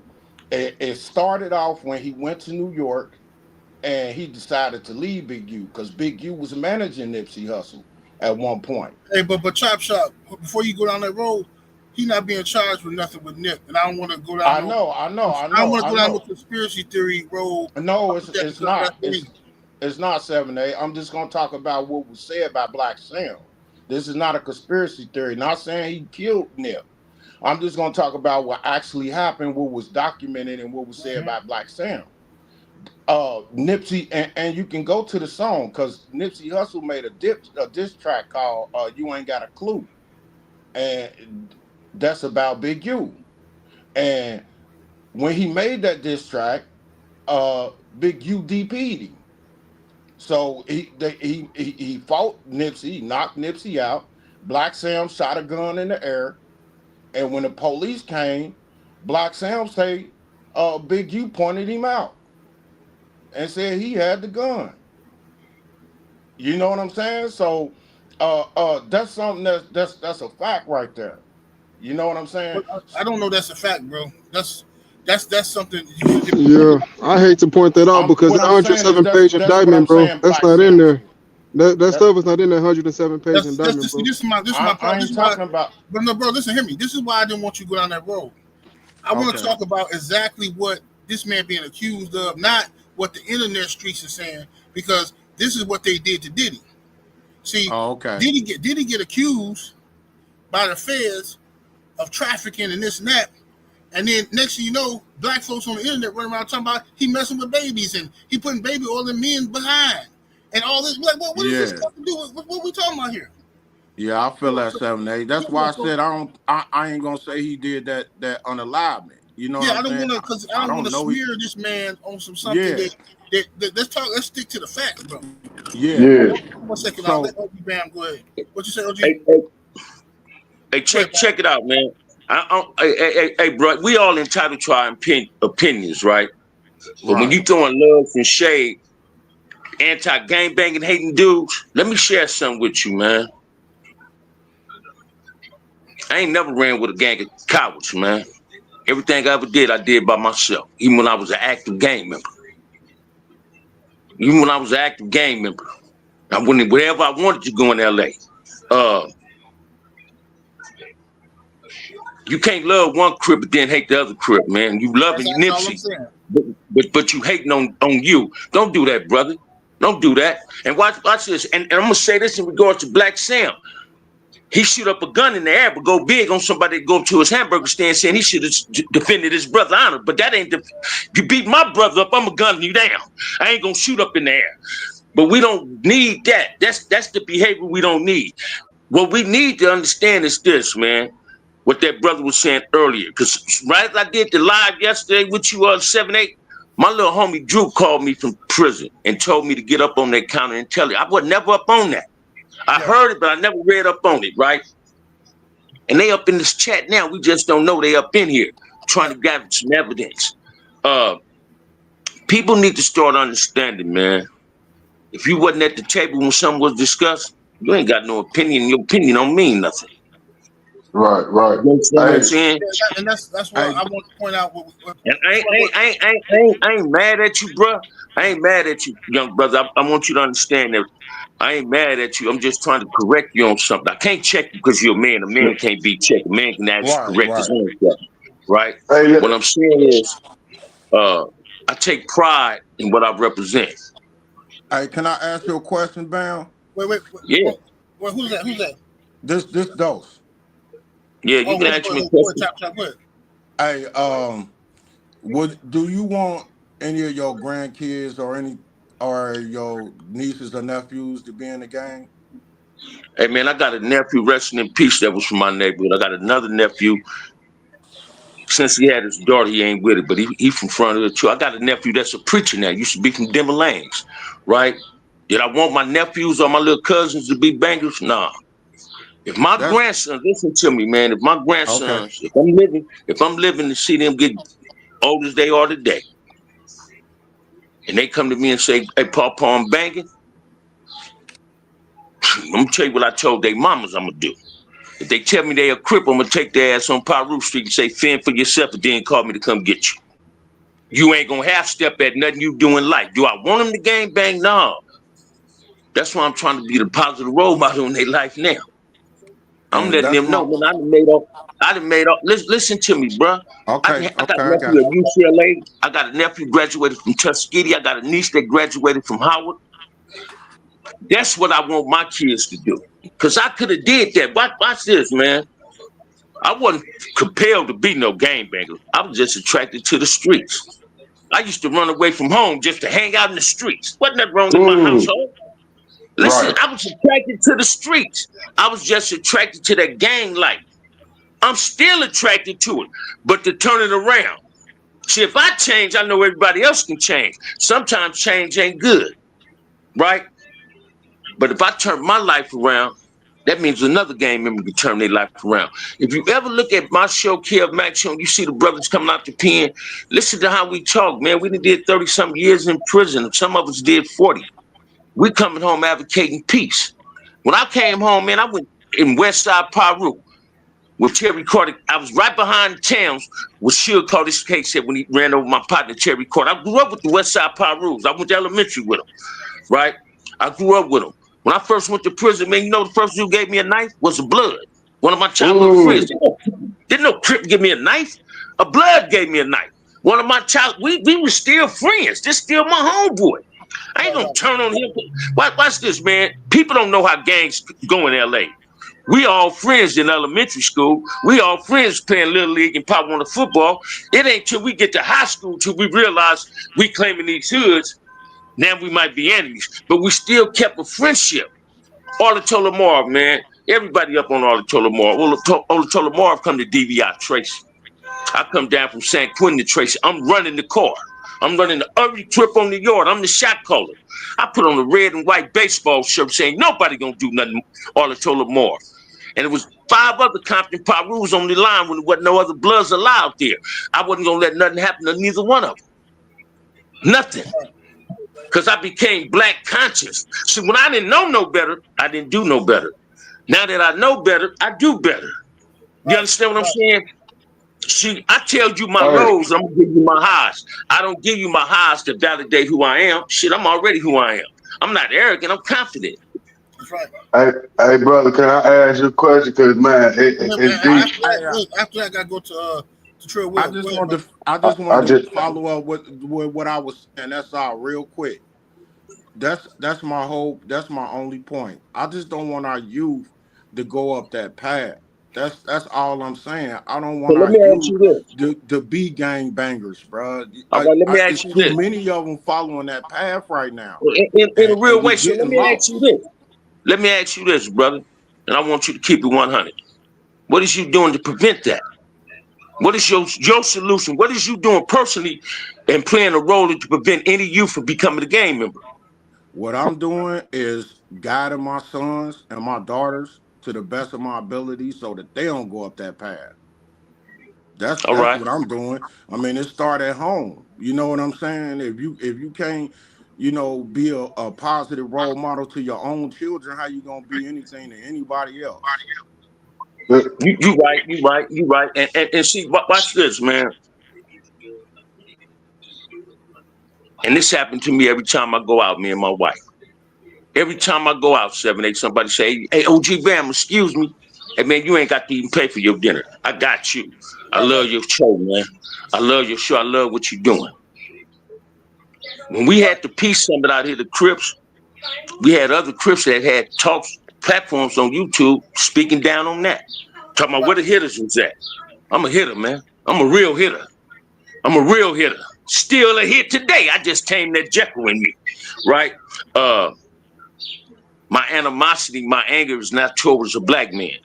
Right. My positivity is targeted to a black man. My building a black man up. See, I done made all the mistakes a kid ain't never got to make no more, man. I done ran into that wall and found out you cannot run through that wall. I found out the streets wasn't meant for everybody. That's why they got sidewalks. And guess who was on the sidewalk now? Bam. I don't like how these youngsters dress. Dreadlocks, put their hoodie over their head. Don't do that. That shit scared me, right? We got to start teaching these young brothers sagging ain't what men's do. Wearing skinny jeans ain't what men's do. White folks is doing everything to fuck over a black male and convert them into being something that's not a man. And a lot of young brothers is falling into that. What we can do is don't blame the gang member. Because 7, 8 said something yesterday. Let me finish, homie. If you lived in my hood, if you didn't run through the line or not, you still from front of it. Go tell somebody where you live, but they're going to look at you as being from front of it. So it's only like 20 or 30 gang members from a hood, homie. I'm going to keep it 100 with you. But you associate it based on that's where you live at. So you got the fly crip, like Nipsey say. You got the dress up crip, the dope dealer crip. Because a lot of dudes that didn't gang bang, all the way they got rich is they had to get the neighborhoods to sack. And guess what? Why everybody was saying Harry O was from Bounty Hunters and Harry O was born on the east side with me. I went to elementary school with him, right? This is the things you got to look at. So we got to start doing this. Don't look at the OGs, and that's the title earned, not given. Don't look at the OGs. Don't look at the big homies. Don't look at the non-active gang members no more. Don't look at the dudes like me that's coming home from prison. Look at yourself in the mirror. And if you like how your community is, and you got a negative opinion about me, you don't like yourself. See, I don't like how my community is, but I got a positive opinion of me, so I'm trying to make my community have a positive image. Because I know who destroyed it. Some of y'all, 7, 8 even said, y'all a product of your environment. No, I ain't no product of my environment. My environment is a product of me. See, when I started going to school in the 60s, I ain't never seen no dope dealer on the corner. You understand what I'm saying? They say Long Beach Boulevard is a hoe stroll. I ain't know it was a hoe stroll in Compton until I came home because I never seen hoes on the hoe stroll on Long Beach Boulevard. Listen to what I'm telling you, man. We got to start teaching not just your kids' friends. Some of them ain't got no daddy at home. Some of them, their mama's running 4 and 5 dudes and then out the house. That ain't for a kid to see. That's telling your child you're a hoe, right? So no, we got to teach. A woman can't teach a man how to be a man, but she can teach the girl how to be a woman, and she emulate what she see. See, my daddy lived a perfect life to me, but for some reason, when I was under influence of that, that was a square dude life. Now I'm emulating what I seen my father do. I go to work now. I got to put groceries in the house. I got to pay bills. You understand what I'm saying? I didn't like that. But that comes with being a man and being responsible. I'm not just responsible for my kids, Right, man. I'm right. responsible for every black kid in the Salute community. OG. Salute OG. Salute. Yes, sir. Real. Man, Vinny, that's what's that's good? What's that's, good, that's man? how I look at it. We got to all learn, man. What's in the wash gonna come out in the rest.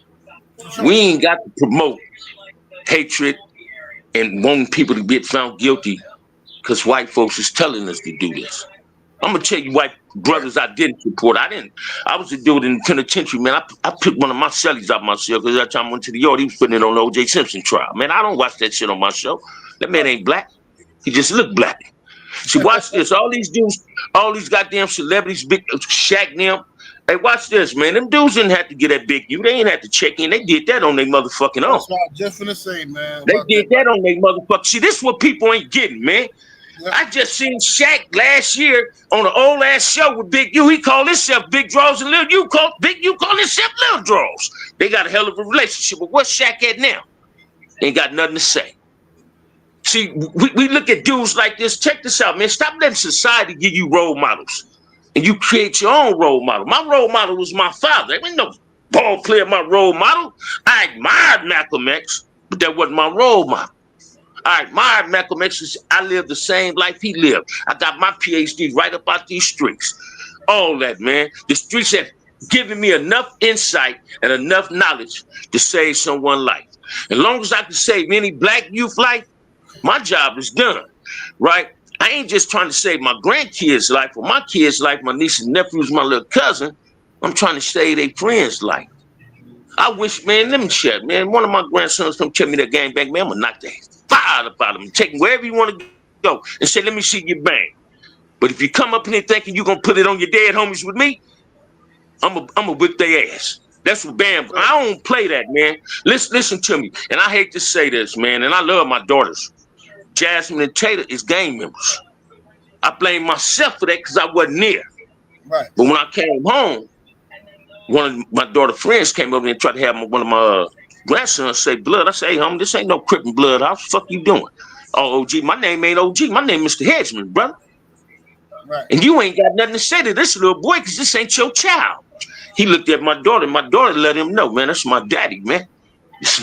That's my daddy. When I talk to my kids, man, I had to tell my daughters, right now I'm talking to you like a big homie. I ain't talking to you like you my daddy. When I gang bang, man, I'll whoop your motherfucking ass. So you want to be a banger? Yeah, you got hands.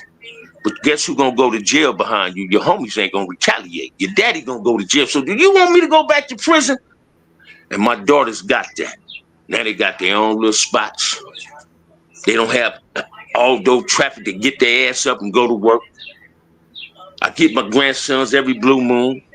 You understand what I'm saying? I talk to them every day. Don't go over there today, right? I made a promise to myself, man. Any black kid is mine. And I'm going to try to save every last one of them if I can. Every last one of them. Facts, OG. Yes, sir, Facts. brother. Facts. True will. Hey, salute OG. Salute General. I just got up here to basically tell you, General, you ain't by yourself. I'm fighting with you. I Yes, sir. understand what you're going through. And trust me, the hardest job you ever have to do in your life, harder than raising your children, is loving your people. And Man, I see it every day. And I mean, the older I get, the wiser I get. I pray for wisdom every day. And the older we get, the wiser we get, the more we see, the more we learn. And just listening to the conversation and stuff and looking at how the public is reacting to all this Yella Beezy stuff and this Big U stuff. I don't get into that because of the fact that everybody has their own opinions and they're entitled to them. And I don't, you know what I'm saying? It doesn't add anything that's going to help all of us at the end of the day. It's not going to help us. What it's these taken people from are me. doing, what these people are doing is called intellectual subversion. any tactic, any means to keep us divided.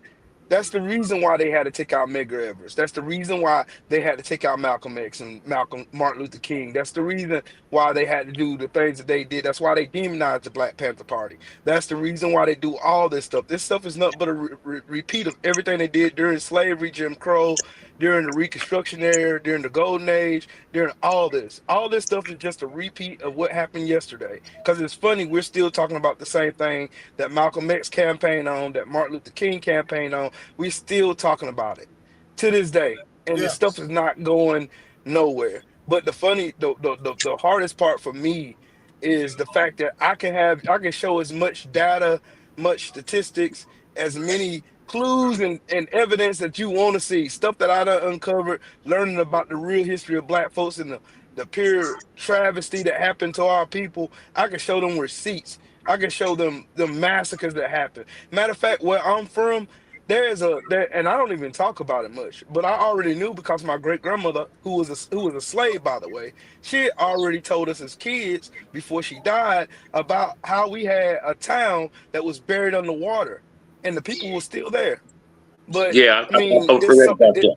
it's it's so much. I'm from Georgia, and I'm from country ass Georgia, and trust me, there's a lot of stuff that I can say. But I really wanted to just get up here and tell you, General, I love you.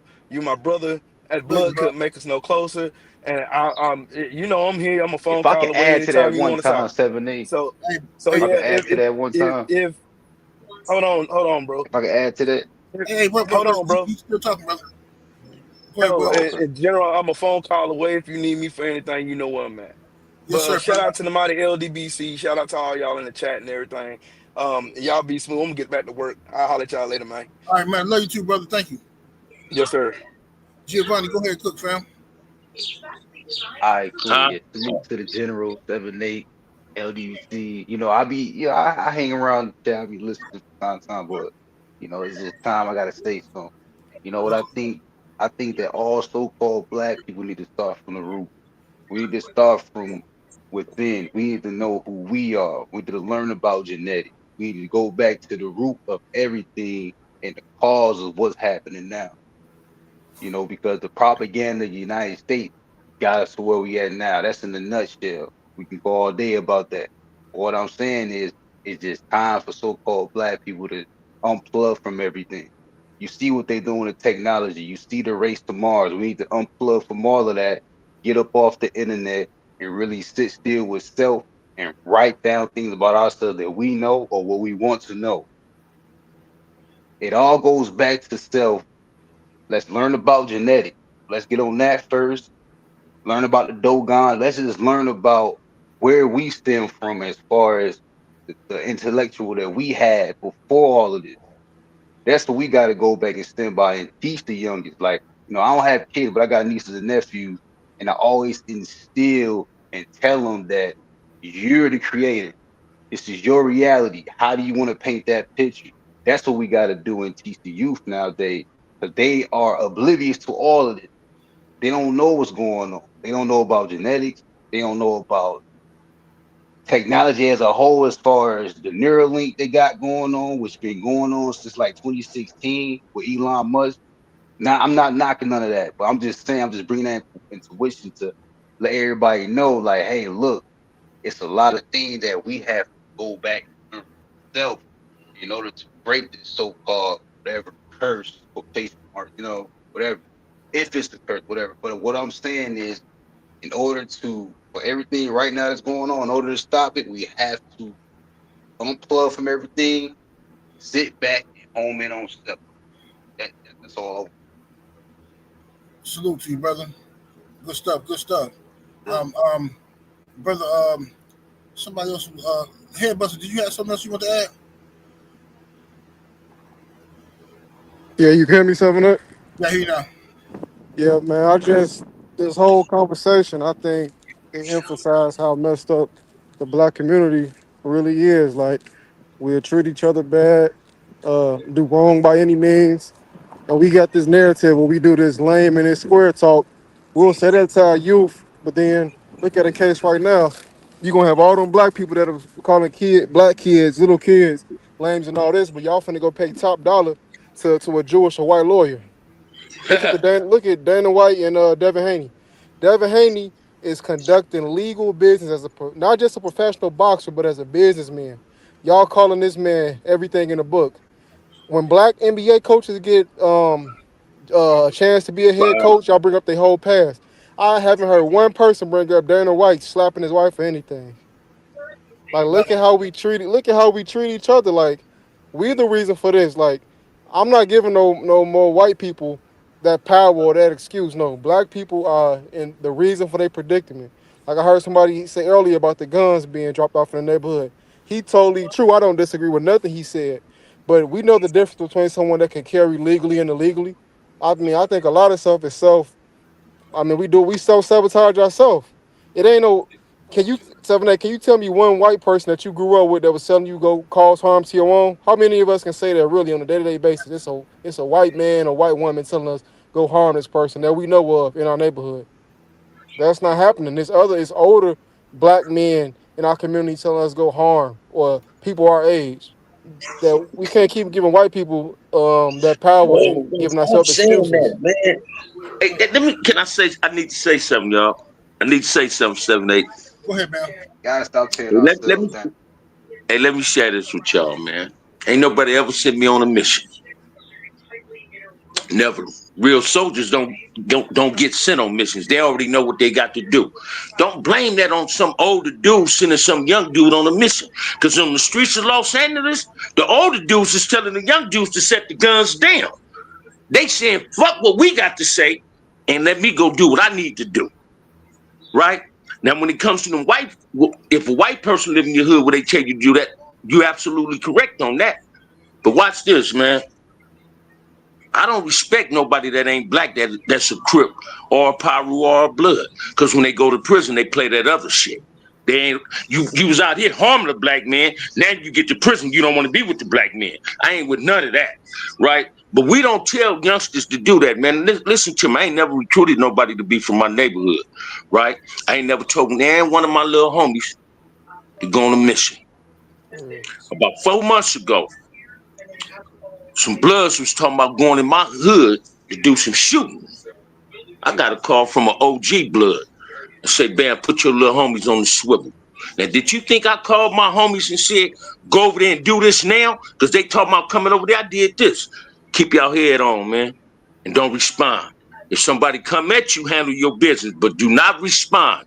Me and the person that gave me the call, because he gave me the heads up and I gave my homies the head up, we brought 2 other people to a breakfast table, and we discussed this. Some say that's off limits now. I can understand why you say that because I could have added more context. So if you felt some Yeah. type of way or you took that the No, wrong way, I, yeah, it ain't that I took it personal. It's that I'm trying to correct things, right? Because when yeah, you say older cats, I'm an older cat. So I got to defend my age. I got to defend me, right?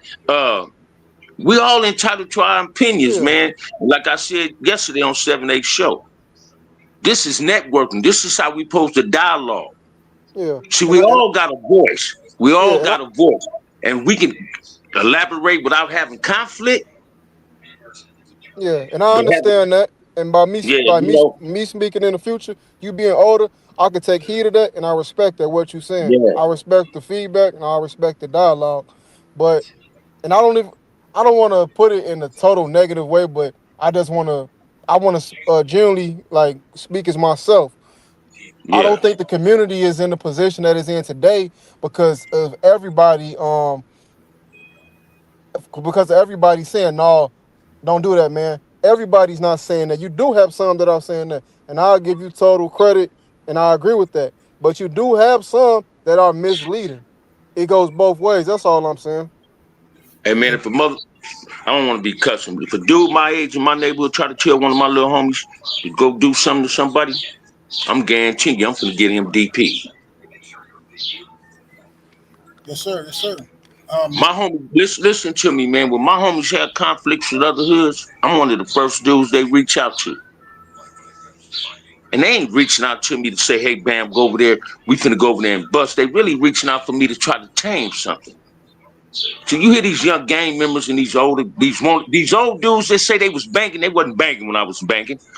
They started banking when dudes like me was in prison and they got on drugs and they was stuck in their neighborhood.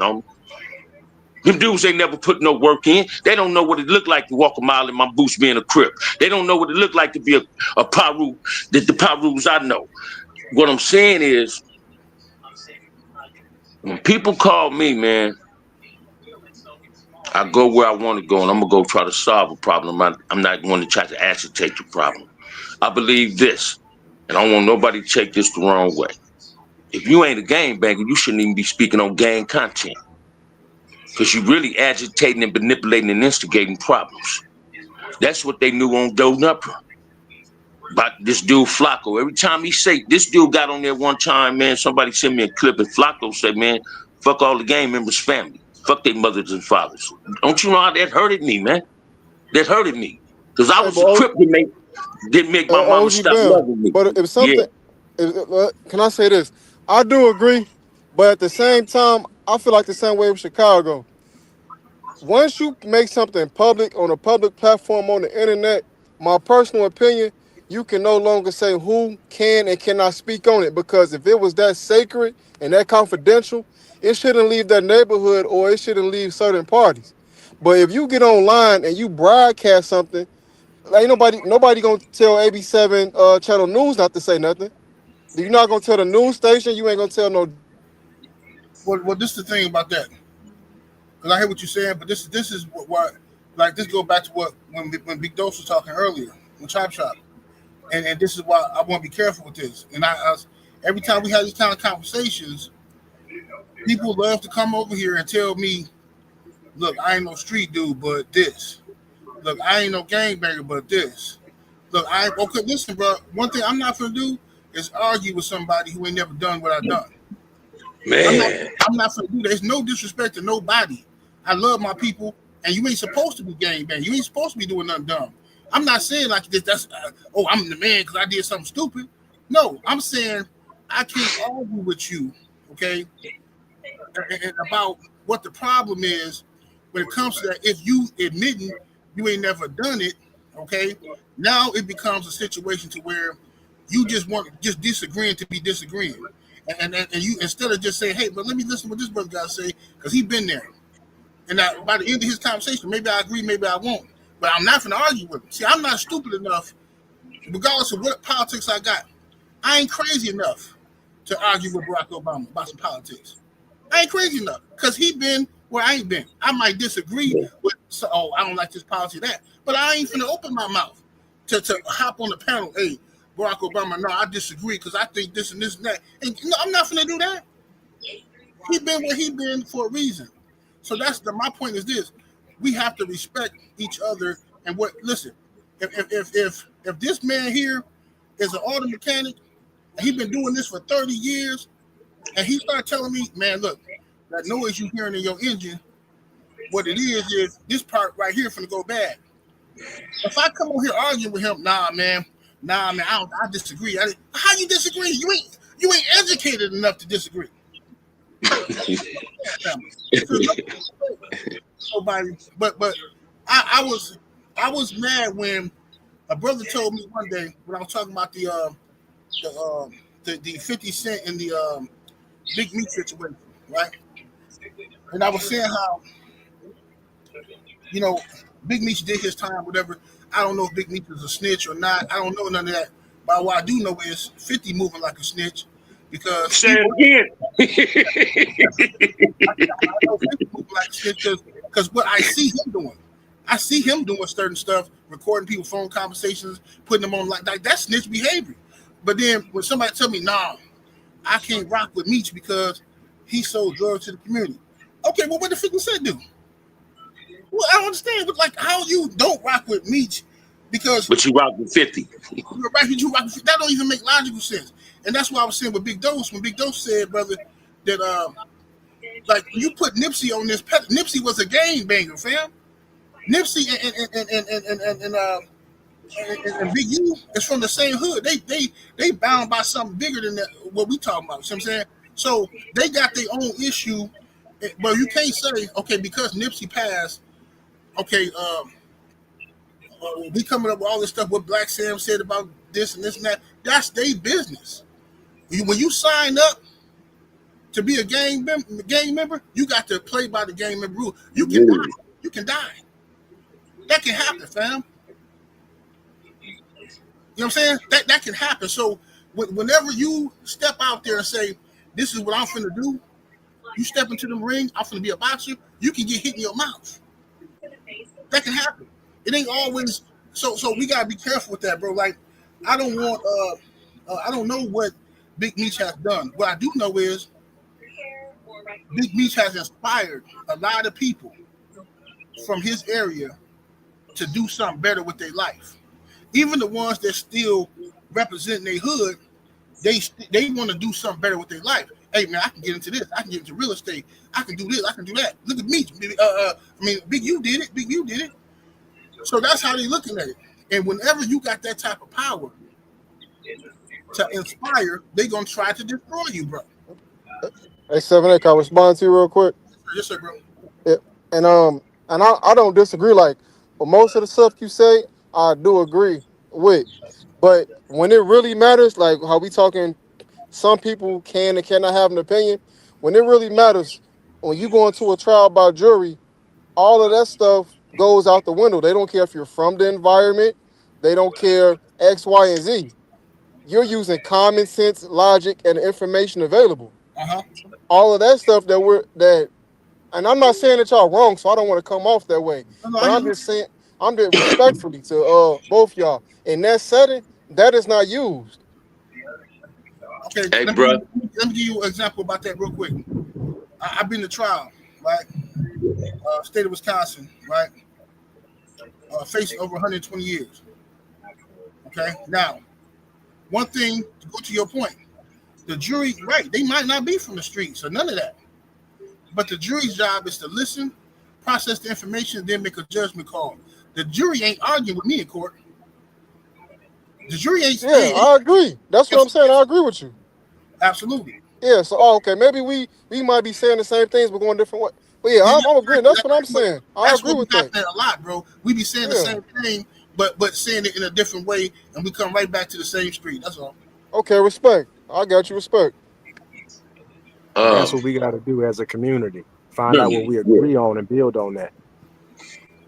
In a real way. Hey man, I'm throwing challenges out there. Anybody that wants somebody to talk to some kids, I'm a gang member, man. I'm a former gang member. Crip to me mean Christ restore important people. I'm the most important person in the room, man. I'm a mentor. I don't want no child to live the life I live. That life I lived, though, was a choice I chose to live. I didn't come from no broken home. I came from a 2-parent home. Beautiful parents, man. I couldn't ask for no other parents. I come from a prominent family. My family got a street named after us in Delhi, Louisiana. I had an uncle that was the dean of Southern University. My great auntie, Ethel Hedgeman, started the women's fraternity at Howard University. I fell short on the mark of what represented what they had for me. Today I'm fulfilling that though, man. I'm 65 years old, my brothers. I'll be home in October, be 6 years. You know, this the longest I've been on the street since the age of 12. Right. Because I was a dude that really thought going to jail was cool. And like my boy 7-8, I went to a jury trial, but the jury wasn't the jury of my peers. They wasn't from my community. That's supposed to be on my jury panel. Yeah. A person that can feel the same thing I feel. Every black person that ain't a gang member blame the gang member on all the bullshit that goes on in the community. Don't blame us. Dope dealers played a role in it. GTA Jews played a role in it. Robbers played a role in it. See, everybody got they role, but everybody pointing the finger at the banker. No, man, don't blame it on me. I ain't never did nothing to nobody that didn't gang bang when I banged. I only did it to the gang members. But I ain't never did nothing to no mother. I ain't never did nothing to no woman, nor to no child. I never participated in the drive-by and ain't gonna participate. If you shoot at my house, I'm gonna shoot at your house, right? I never shot at nobody's house, man, because I know the dude that I might want to get ain't in there. Mm-hmm. Somebody else might. I don't believe in harming people. My actions must be justified within myself, right? I regret some of the things I did at a bank. Today I don't have no regrets, man. Today I don't have no regrets. If I was to have regrets today, that'd be saying I'm ashamed of being black, and I ain't ashamed of being black. I had to go through what I went through to get to where I'm at there today, the way I think. If I wouldn't have went through that, trust and believe me, man, if I wouldn't have went to prison, I'd still be saying I'm a crip. Yeah, cuz, what's up? Let's get this dude. Man, I'm a grown-ass man with 3 kids and some grandkids. They call me Paw. Yeah. You understand what I'm saying? And I love that. I love it that my nieces and nephews, man, call me uncle. I got a niece that graduated from Howard, y'all. This girl never called me uncle when she used to come see me in prison. My mama used to bring all my nieces and nephews twice a month to see me. Right? When I came home, man, I was smoking a cigar at a family reunion. And she said, Uncle Sherwood, I broke down crying. Right. She said, now you my uncle. You at home, you got a job, and I want you to paint my house. She had just bought a house, man. Right? That made my day. My aunties and my relatives and my friends' parents get at me and say, look who's coming up. Boy, I don't see you hanging out no more. Boy, you doing good, Sherwood. I be seeing you on Facebook. I even watch your YouTube channel. Right. I'm doing something that make people proud because I'm proud of what I'm doing today. I wasn't proud of taking a black man's life by being a crip, man. That wasn't my get down. I'm not that Ku Klux Klansman in the black man's body. I love everybody on this panel. I respect everybody on this panel. When it comes to being black, I stand on it, man. I respect everything people saying. This is the type of dialogues that we need to be having in our communities, though. This type of dialogue is what's gonna make our community better. For sure. And To that like brother, you said, to that brother that's saying watch this a lot, that's my word, man. I got watch this t-shirts and sweatshirts and hoodies for sale on my show. You can order one too. I say that a lot. I got watch this t-shirts and all that. 7-8, I love you, man. hey, Man, I'm glad we met, man. yes, sir. Likewise. I'm glad we met. And watch this. I just came in from the golf course, right? Right. Lost my money playing skiing. I'm gonna take my grandsons to the miniature golf course, right? And 2 of their friends. This is what we need. This is the type of discussions we need in our community, y'all. No doubt about it. I'm gonna be tapping into the 7-8 show more often now, man. More often. Yes, sir. Yes, sir. You're always welcome here, brother. I got to, because I see the positivity that's being transmitted. You can't transmit something that you don't have. And I see a lot of positive energy being transmitted right here. I'm already subscribed. Let's build on this in our communities, man. If you and your kids' life, be in their friends' life. Because some of their friends might not have a father at home or a mentor in their life. Become that mentor. Become that big brother figure. See, I'm not a role model just on YouTube. When I ain't on camera, man, I'm still trying to be a role model. I'm not them NBA players, just a role model when the camera on me, man. I paved the concrete out in LA, man. If you go on my show, gang members don't speak ill on me. They respect my get down. Because I speak the truth.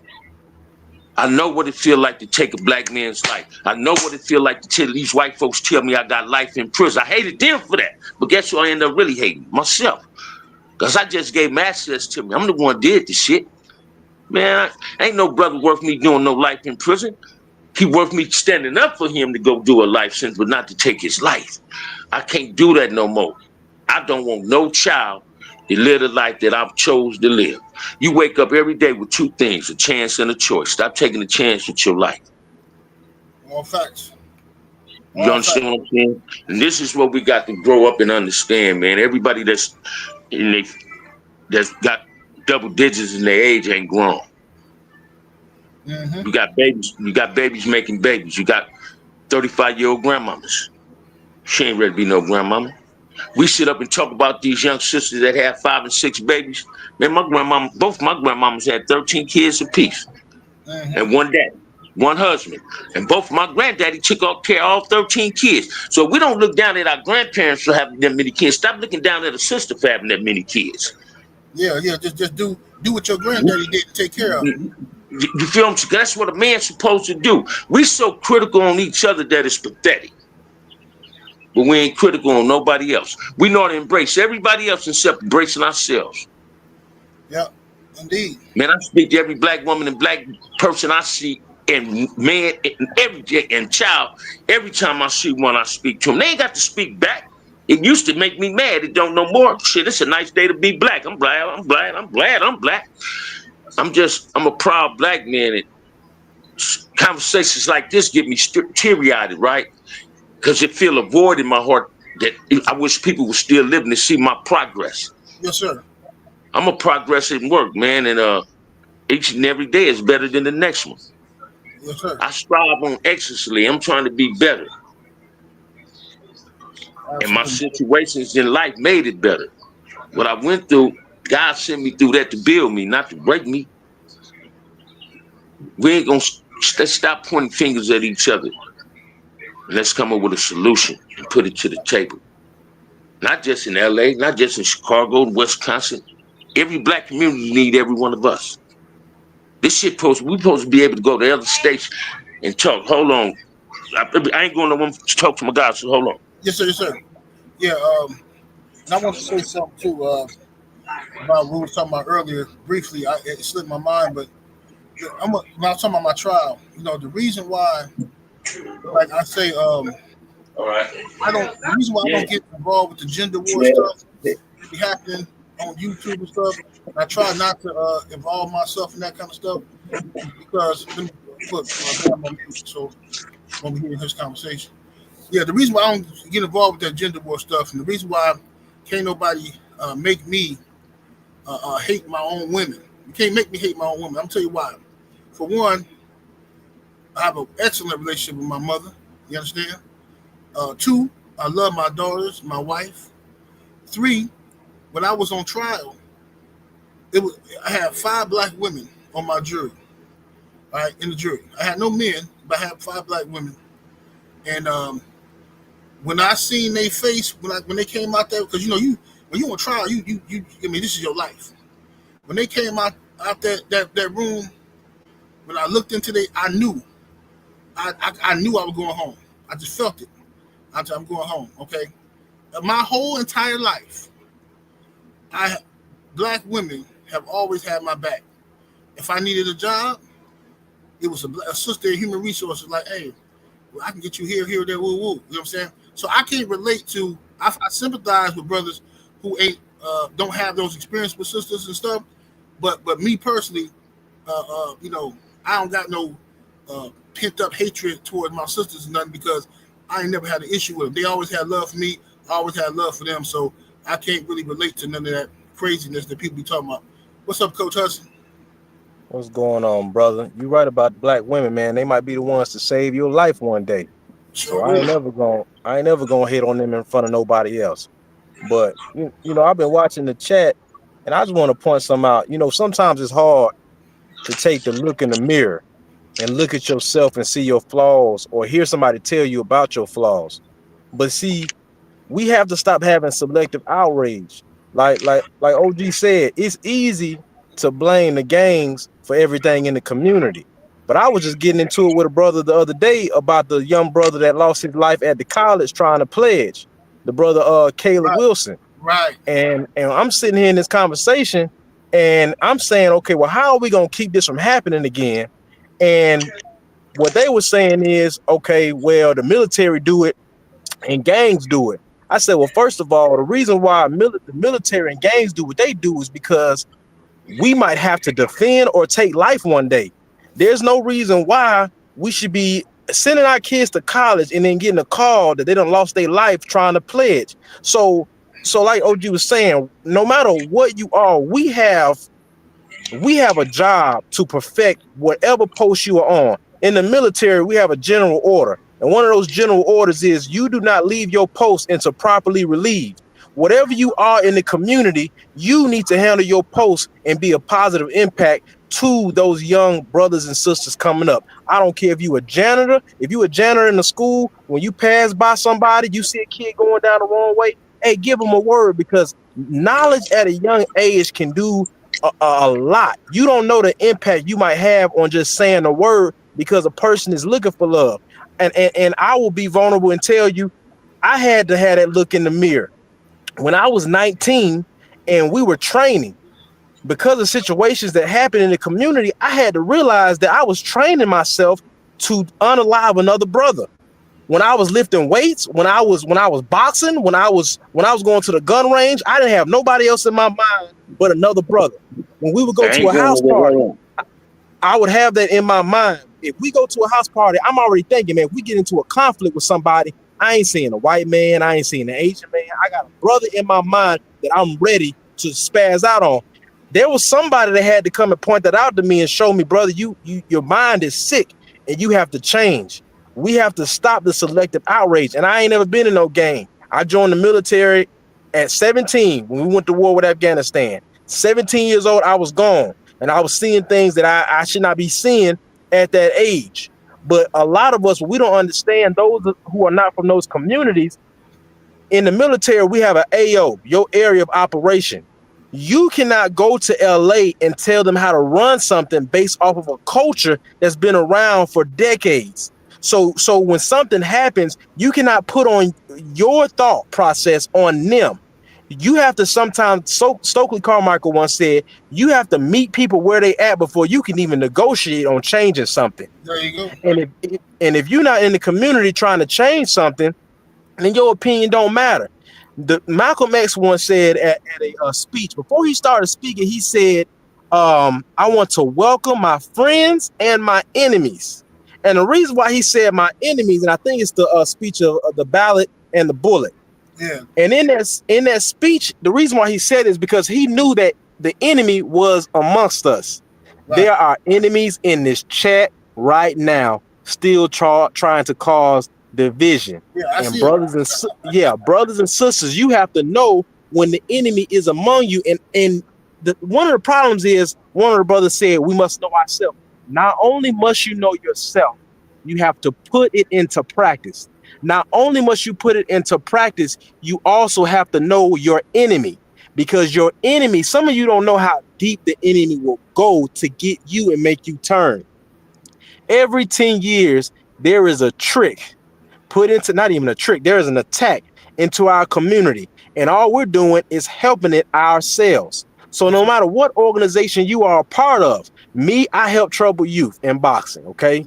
Whatever it is, get out there and help. If you know how to cut hair, one weekend out the month, show some brothers how to cut hair and don't charge them. I'm not trying to take money from you, but whatever your trade is, if you know how to work a chainsaw, it's some brothers on the street corner that don't know how to work a chainsaw and can learn that and go work somewhere instead of knocking you over the head. These are the ways we can help instead of just saying and pointing the finger, because it's easy to do that. And like one of the other brothers was saying, yes, it starts in the home. But what I want you to do is, when you at home and you looking at your child, or you doing something with them and you at the playground, I want you to look at them and realize that one day they're going to be around people who never had this before. So don't ever think that just because you're doing the job in your household, you don't owe it to the community to work as well. And I know our people, just like 78, you were saying earlier, you feel that weight on your shoulders sometimes. And it's okay, people, to take a break. You take care of you and your family first. But every now and then, you do need to do something for your community. Because let me tell you what's coming down the pipeline. It's happening right here in the state of Georgia. The RICO Act, the federal RICO Act that we know was put into place to take down the mafia originally. But right now, they are using the RICO Act. States are coming up with their own RICO Acts to take hundreds of black men off the street. Now, look how they're doing it in the state of Georgia. In the state of Georgia, you can get a street gang charge by simply being around a criminal act and then being able to point you out and tie you to the people around. So for you to have daughters and sons, if your daughter or your son in the state of Georgia is in a picture with someone they can tie to a gang, and they Mm-hmm. could be throwing up the if they can be throwing up the peace sign. They can do a state RICO act and bring them in for just being in that picture. And a Bruh. lot of times, go ahead, say Nick. No. I'm saying you couldn't. Go ahead. A lot of times that's how they either turn them to a witness or put their life in danger as well, or now they're in the criminal justice system and they have to get down because they've been forced into something they weren't even with. If they were, let's say your cousin, they have a cousin or a friend that might be part of this gang. They took down. We had a street gang back in the day called Black Mob, and they used to meet at Stonecrest Mall once out of the month. And I'm talking about it would be a lot. And I used to take my sister down there because we would go to the movies. When they dropped the state of Georgia RICO Act, and I need y'all to listen to me, you that have young ones, this is a separate RICO Act from a federal. So the state charges that's under this, they can make up on their own. How are we tying all this together? I'm telling you, the very plan that they're making to send people to El Salvador's prison, they're going to use to sweep the cities of America with Yep. your And they always children. talking about it. They was just talking about that about a week ago. See? Sending undesirables Mm-hmm. from this. I'm talking about American citizens. Sending them out Now of the who do country. you who do you all think those undesirables are? Mm-hmm. It's on us now. Now listen, some young folks ain't gonna listen, and they gonna fall to the wayside. But some of you have daughters, you have sons, and they're going to be at these basketball games with them. They're going to be at these football games with them. And you need to arm your children with knowledge. You need to be in their lives. And if you can, brothers and sisters, get in the community. And we have to stop the selective outrage, because you can't be mad at one and not just mad as the other. I get upset at any loss of life when it comes to us, because I have a kid and I can put myself in those shoes and I can feel that outrage. Yeah. So whether it's somebody in the Divine Nine losing their life, whether it's a gang, whether it's some people taking a weapon to school and taking lives because they're being bullied, I get just as upset. And I think, man, what can I do, to change this? And we have to stop selecting what we're going to be upset about. And that's the point. And don't let our enemies among us and divide us. We have to find out what we can agree on. Yep. It's easy to say we need to know this, that, and the third and be conscious, but none of that matters if we don't put it into practice. That's right. And as long as you have a desire to prove that you're smarter than your brother, the hell with you. Get away from me. I don't care about who's smarter. I don't care if you got, because I noticed this by our people. We'll be having a perfectly good conversation, and then out of nowhere, everybody cooking good, and then somebody just come in and he just want to be argumentative like this. Somebody say this. How many times you been talking? And he's like, hey, man, man, we, as black folks, we got to do this, we got to do that, right? Now, here comes somebody, well, man, first of all, we got to stop calling ourselves black. Shut up, bro. Look, man, you know exactly what I'm talking about. If you don't consider yourself black, but you know exactly what I'm talking about. Let's focus on what we agree on and stop always looking to prove I'm deeper than you. Oh, I'm smarter than you. Oh, I'm from this delegation. I'm from this school of thought. Bro, all that stuff is keep us divided, and we ain't got time for it no more, fam. What Yeah, we we have to got do. Go ahead, brother. we have to stop the intellectual masturbation session. Yes. Where you just wanna go to show that you know something. If it does not add to the goal, shut your mouth. Keep your mouth shut until you have something intelligent to say to add. I used to tell my soldiers that they say, hey, Sergeant Hudson, sometimes I don't really like the way you talk to me. And I would tell them like this: the reason why I talk to you the way I talk to you is when bullets are flying, I don't have time to debrief you why I need you to get down on the ground. I need you to get down on the ground because we're in danger. And some of you guys want to come in the middle of a firefight and stop and say, well, hold on now. We're not really black. And what it comes back to is we are under attack. And some of you, and when I talk about this selective outrage, this is what I'm talking about, man. When some of you point out one thing, what I noticed is, I'll give you an example. So a few years ago, we had a head of a basketball team get caught on wire saying basically he hates all black people. Uh-huh. It didn't stop none of you Negroes from going to that basketball game. It didn't stop none of y'all from buying jerseys of that franchise. When some of these racists, the way they did Colin Kaepernick, it didn't stop none of y'all from going to the Super Bowl, from watching the NFL. Yes, sir. So, Elon Musk, his father was part of the apartheid, and he is a child of apartheid. And I know a lot of you black folks that's riding around in Teslas, and you're not about to go sell your Tesla or your stocks in Tesla. So stop the selective outrage, and do what needs to be done for our people. Plain and simple. Stop the intellectual masturbation sessions. We should be solution based. And just because you have that's why I was talking about the not counterinsurgency, but the COINTELPRO thing. Anytime you hear people trying to talk, and you'll see it in interviews, and I just want some of you to go study.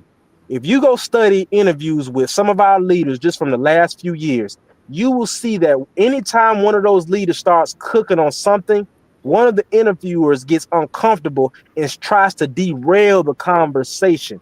That is a COINTELPRO tactic to try to put the subject somewhere else where it does not belong. Now, some of you gonna listen and some of you not.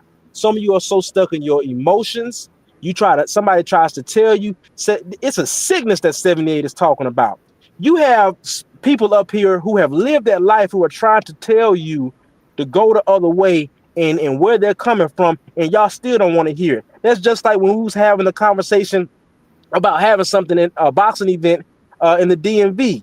And the brothers were talking about how ravaged it is with the people, and you had myself and other brothers in the military telling y'all what's gonna happen if you all keep going that lanes. You had people that ain't ever served, ain't ever been in the war zone, ain't ever been in the gang in their life, come in saying, well, this, that, and the third. Shut your mouth, because you are an enemy to the goal, and you are an enemy to the subject, General.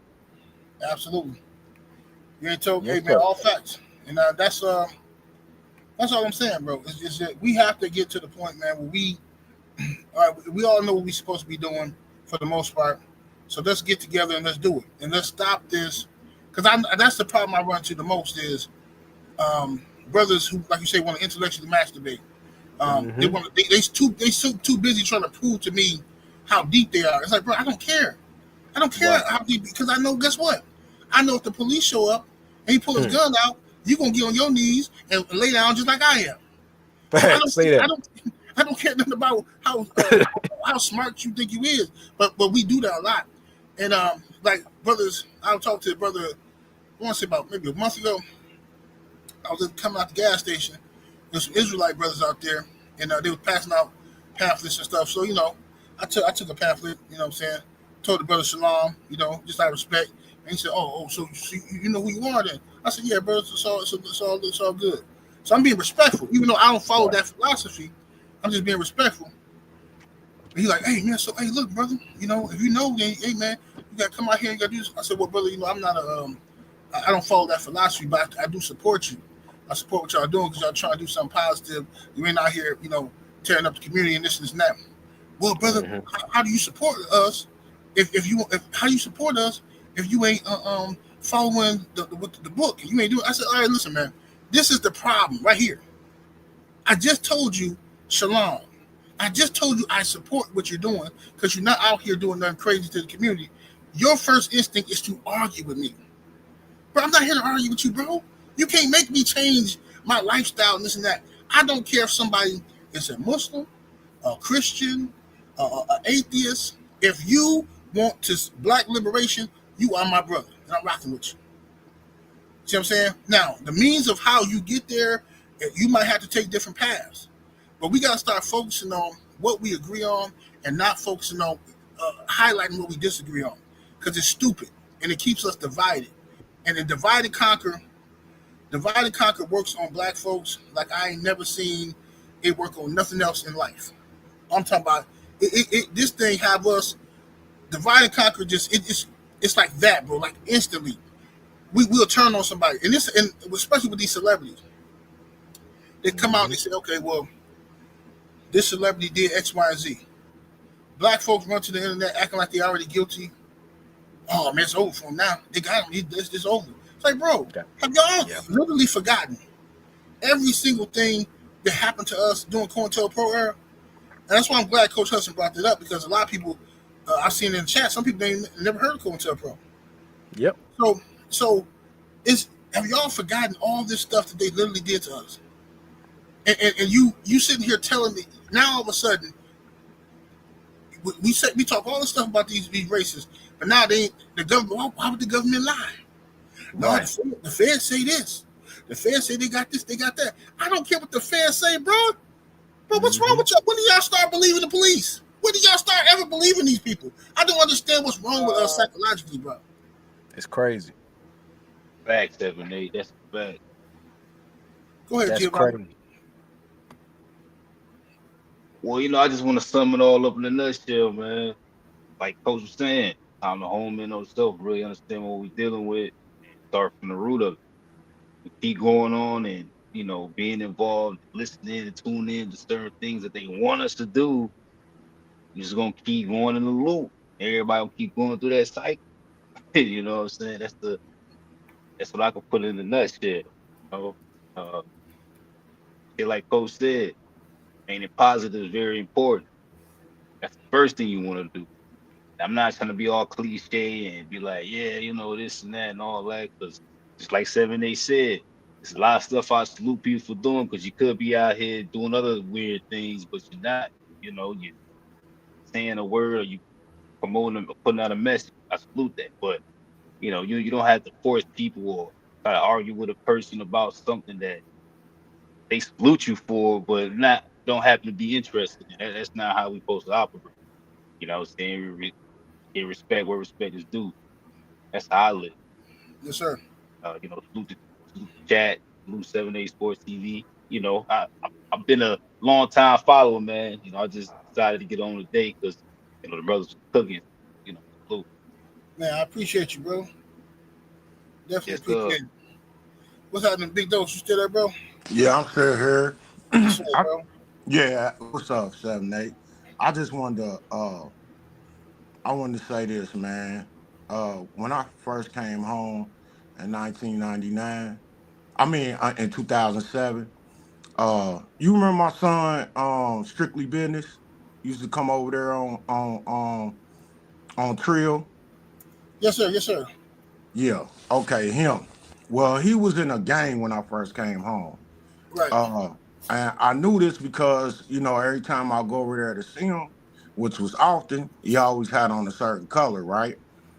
right, So I sat down with him one day, and I predicted a few things for him, and it just so happened that a week or two later, the things that I predicted for him actually happened to him, just as I said it would.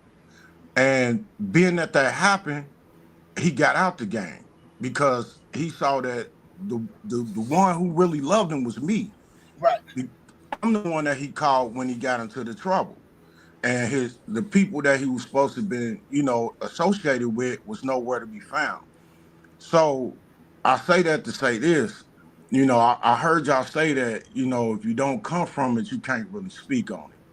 But with the information that's out here today, 7 8, and I know some of it is misleading, but when you go to things like the violence in Chicago, Yeah, that that's something that we all know is going on. And yeah. my stance is I just don't like that that's happening to our youth. I understand. You know what I'm saying, brother? I Mm-hmm. don't like hate people that's in that life or nothing. And I commend the OG for getting out of that life and doing things positive now. That's what I want to see. You know what I'm saying? I just don't want our people to go down that path and continue to go down that path. And I just don't see nothing but destruction for us if we do. All these young brothers that's doing this could be doctors, could be lawyers, scientists, or not even that. Just some of the ones that's been, unalived could be here today. Yeah, for sure. And I Thousands, know, man, and it breaks my heart when I see that stuff, man. And sometimes it brings me to tears. You know what I'm saying? That's how much I dislike it. So I just wanted to put that little food for thought, man. Like I know I'm not from that, but I see it and I see the information, man. And that's why some of us that's not from it still speak on it. Cause we Yeah, see yeah, it. yeah. For sure. You gotta let me clarify that too. You can speak on something that's happening in your community. You can speak on something because that's you are a part of the community, so it's valid for you to speak on and have an opinion. The only thing I was saying was this is because and I'm speaking from personal experience.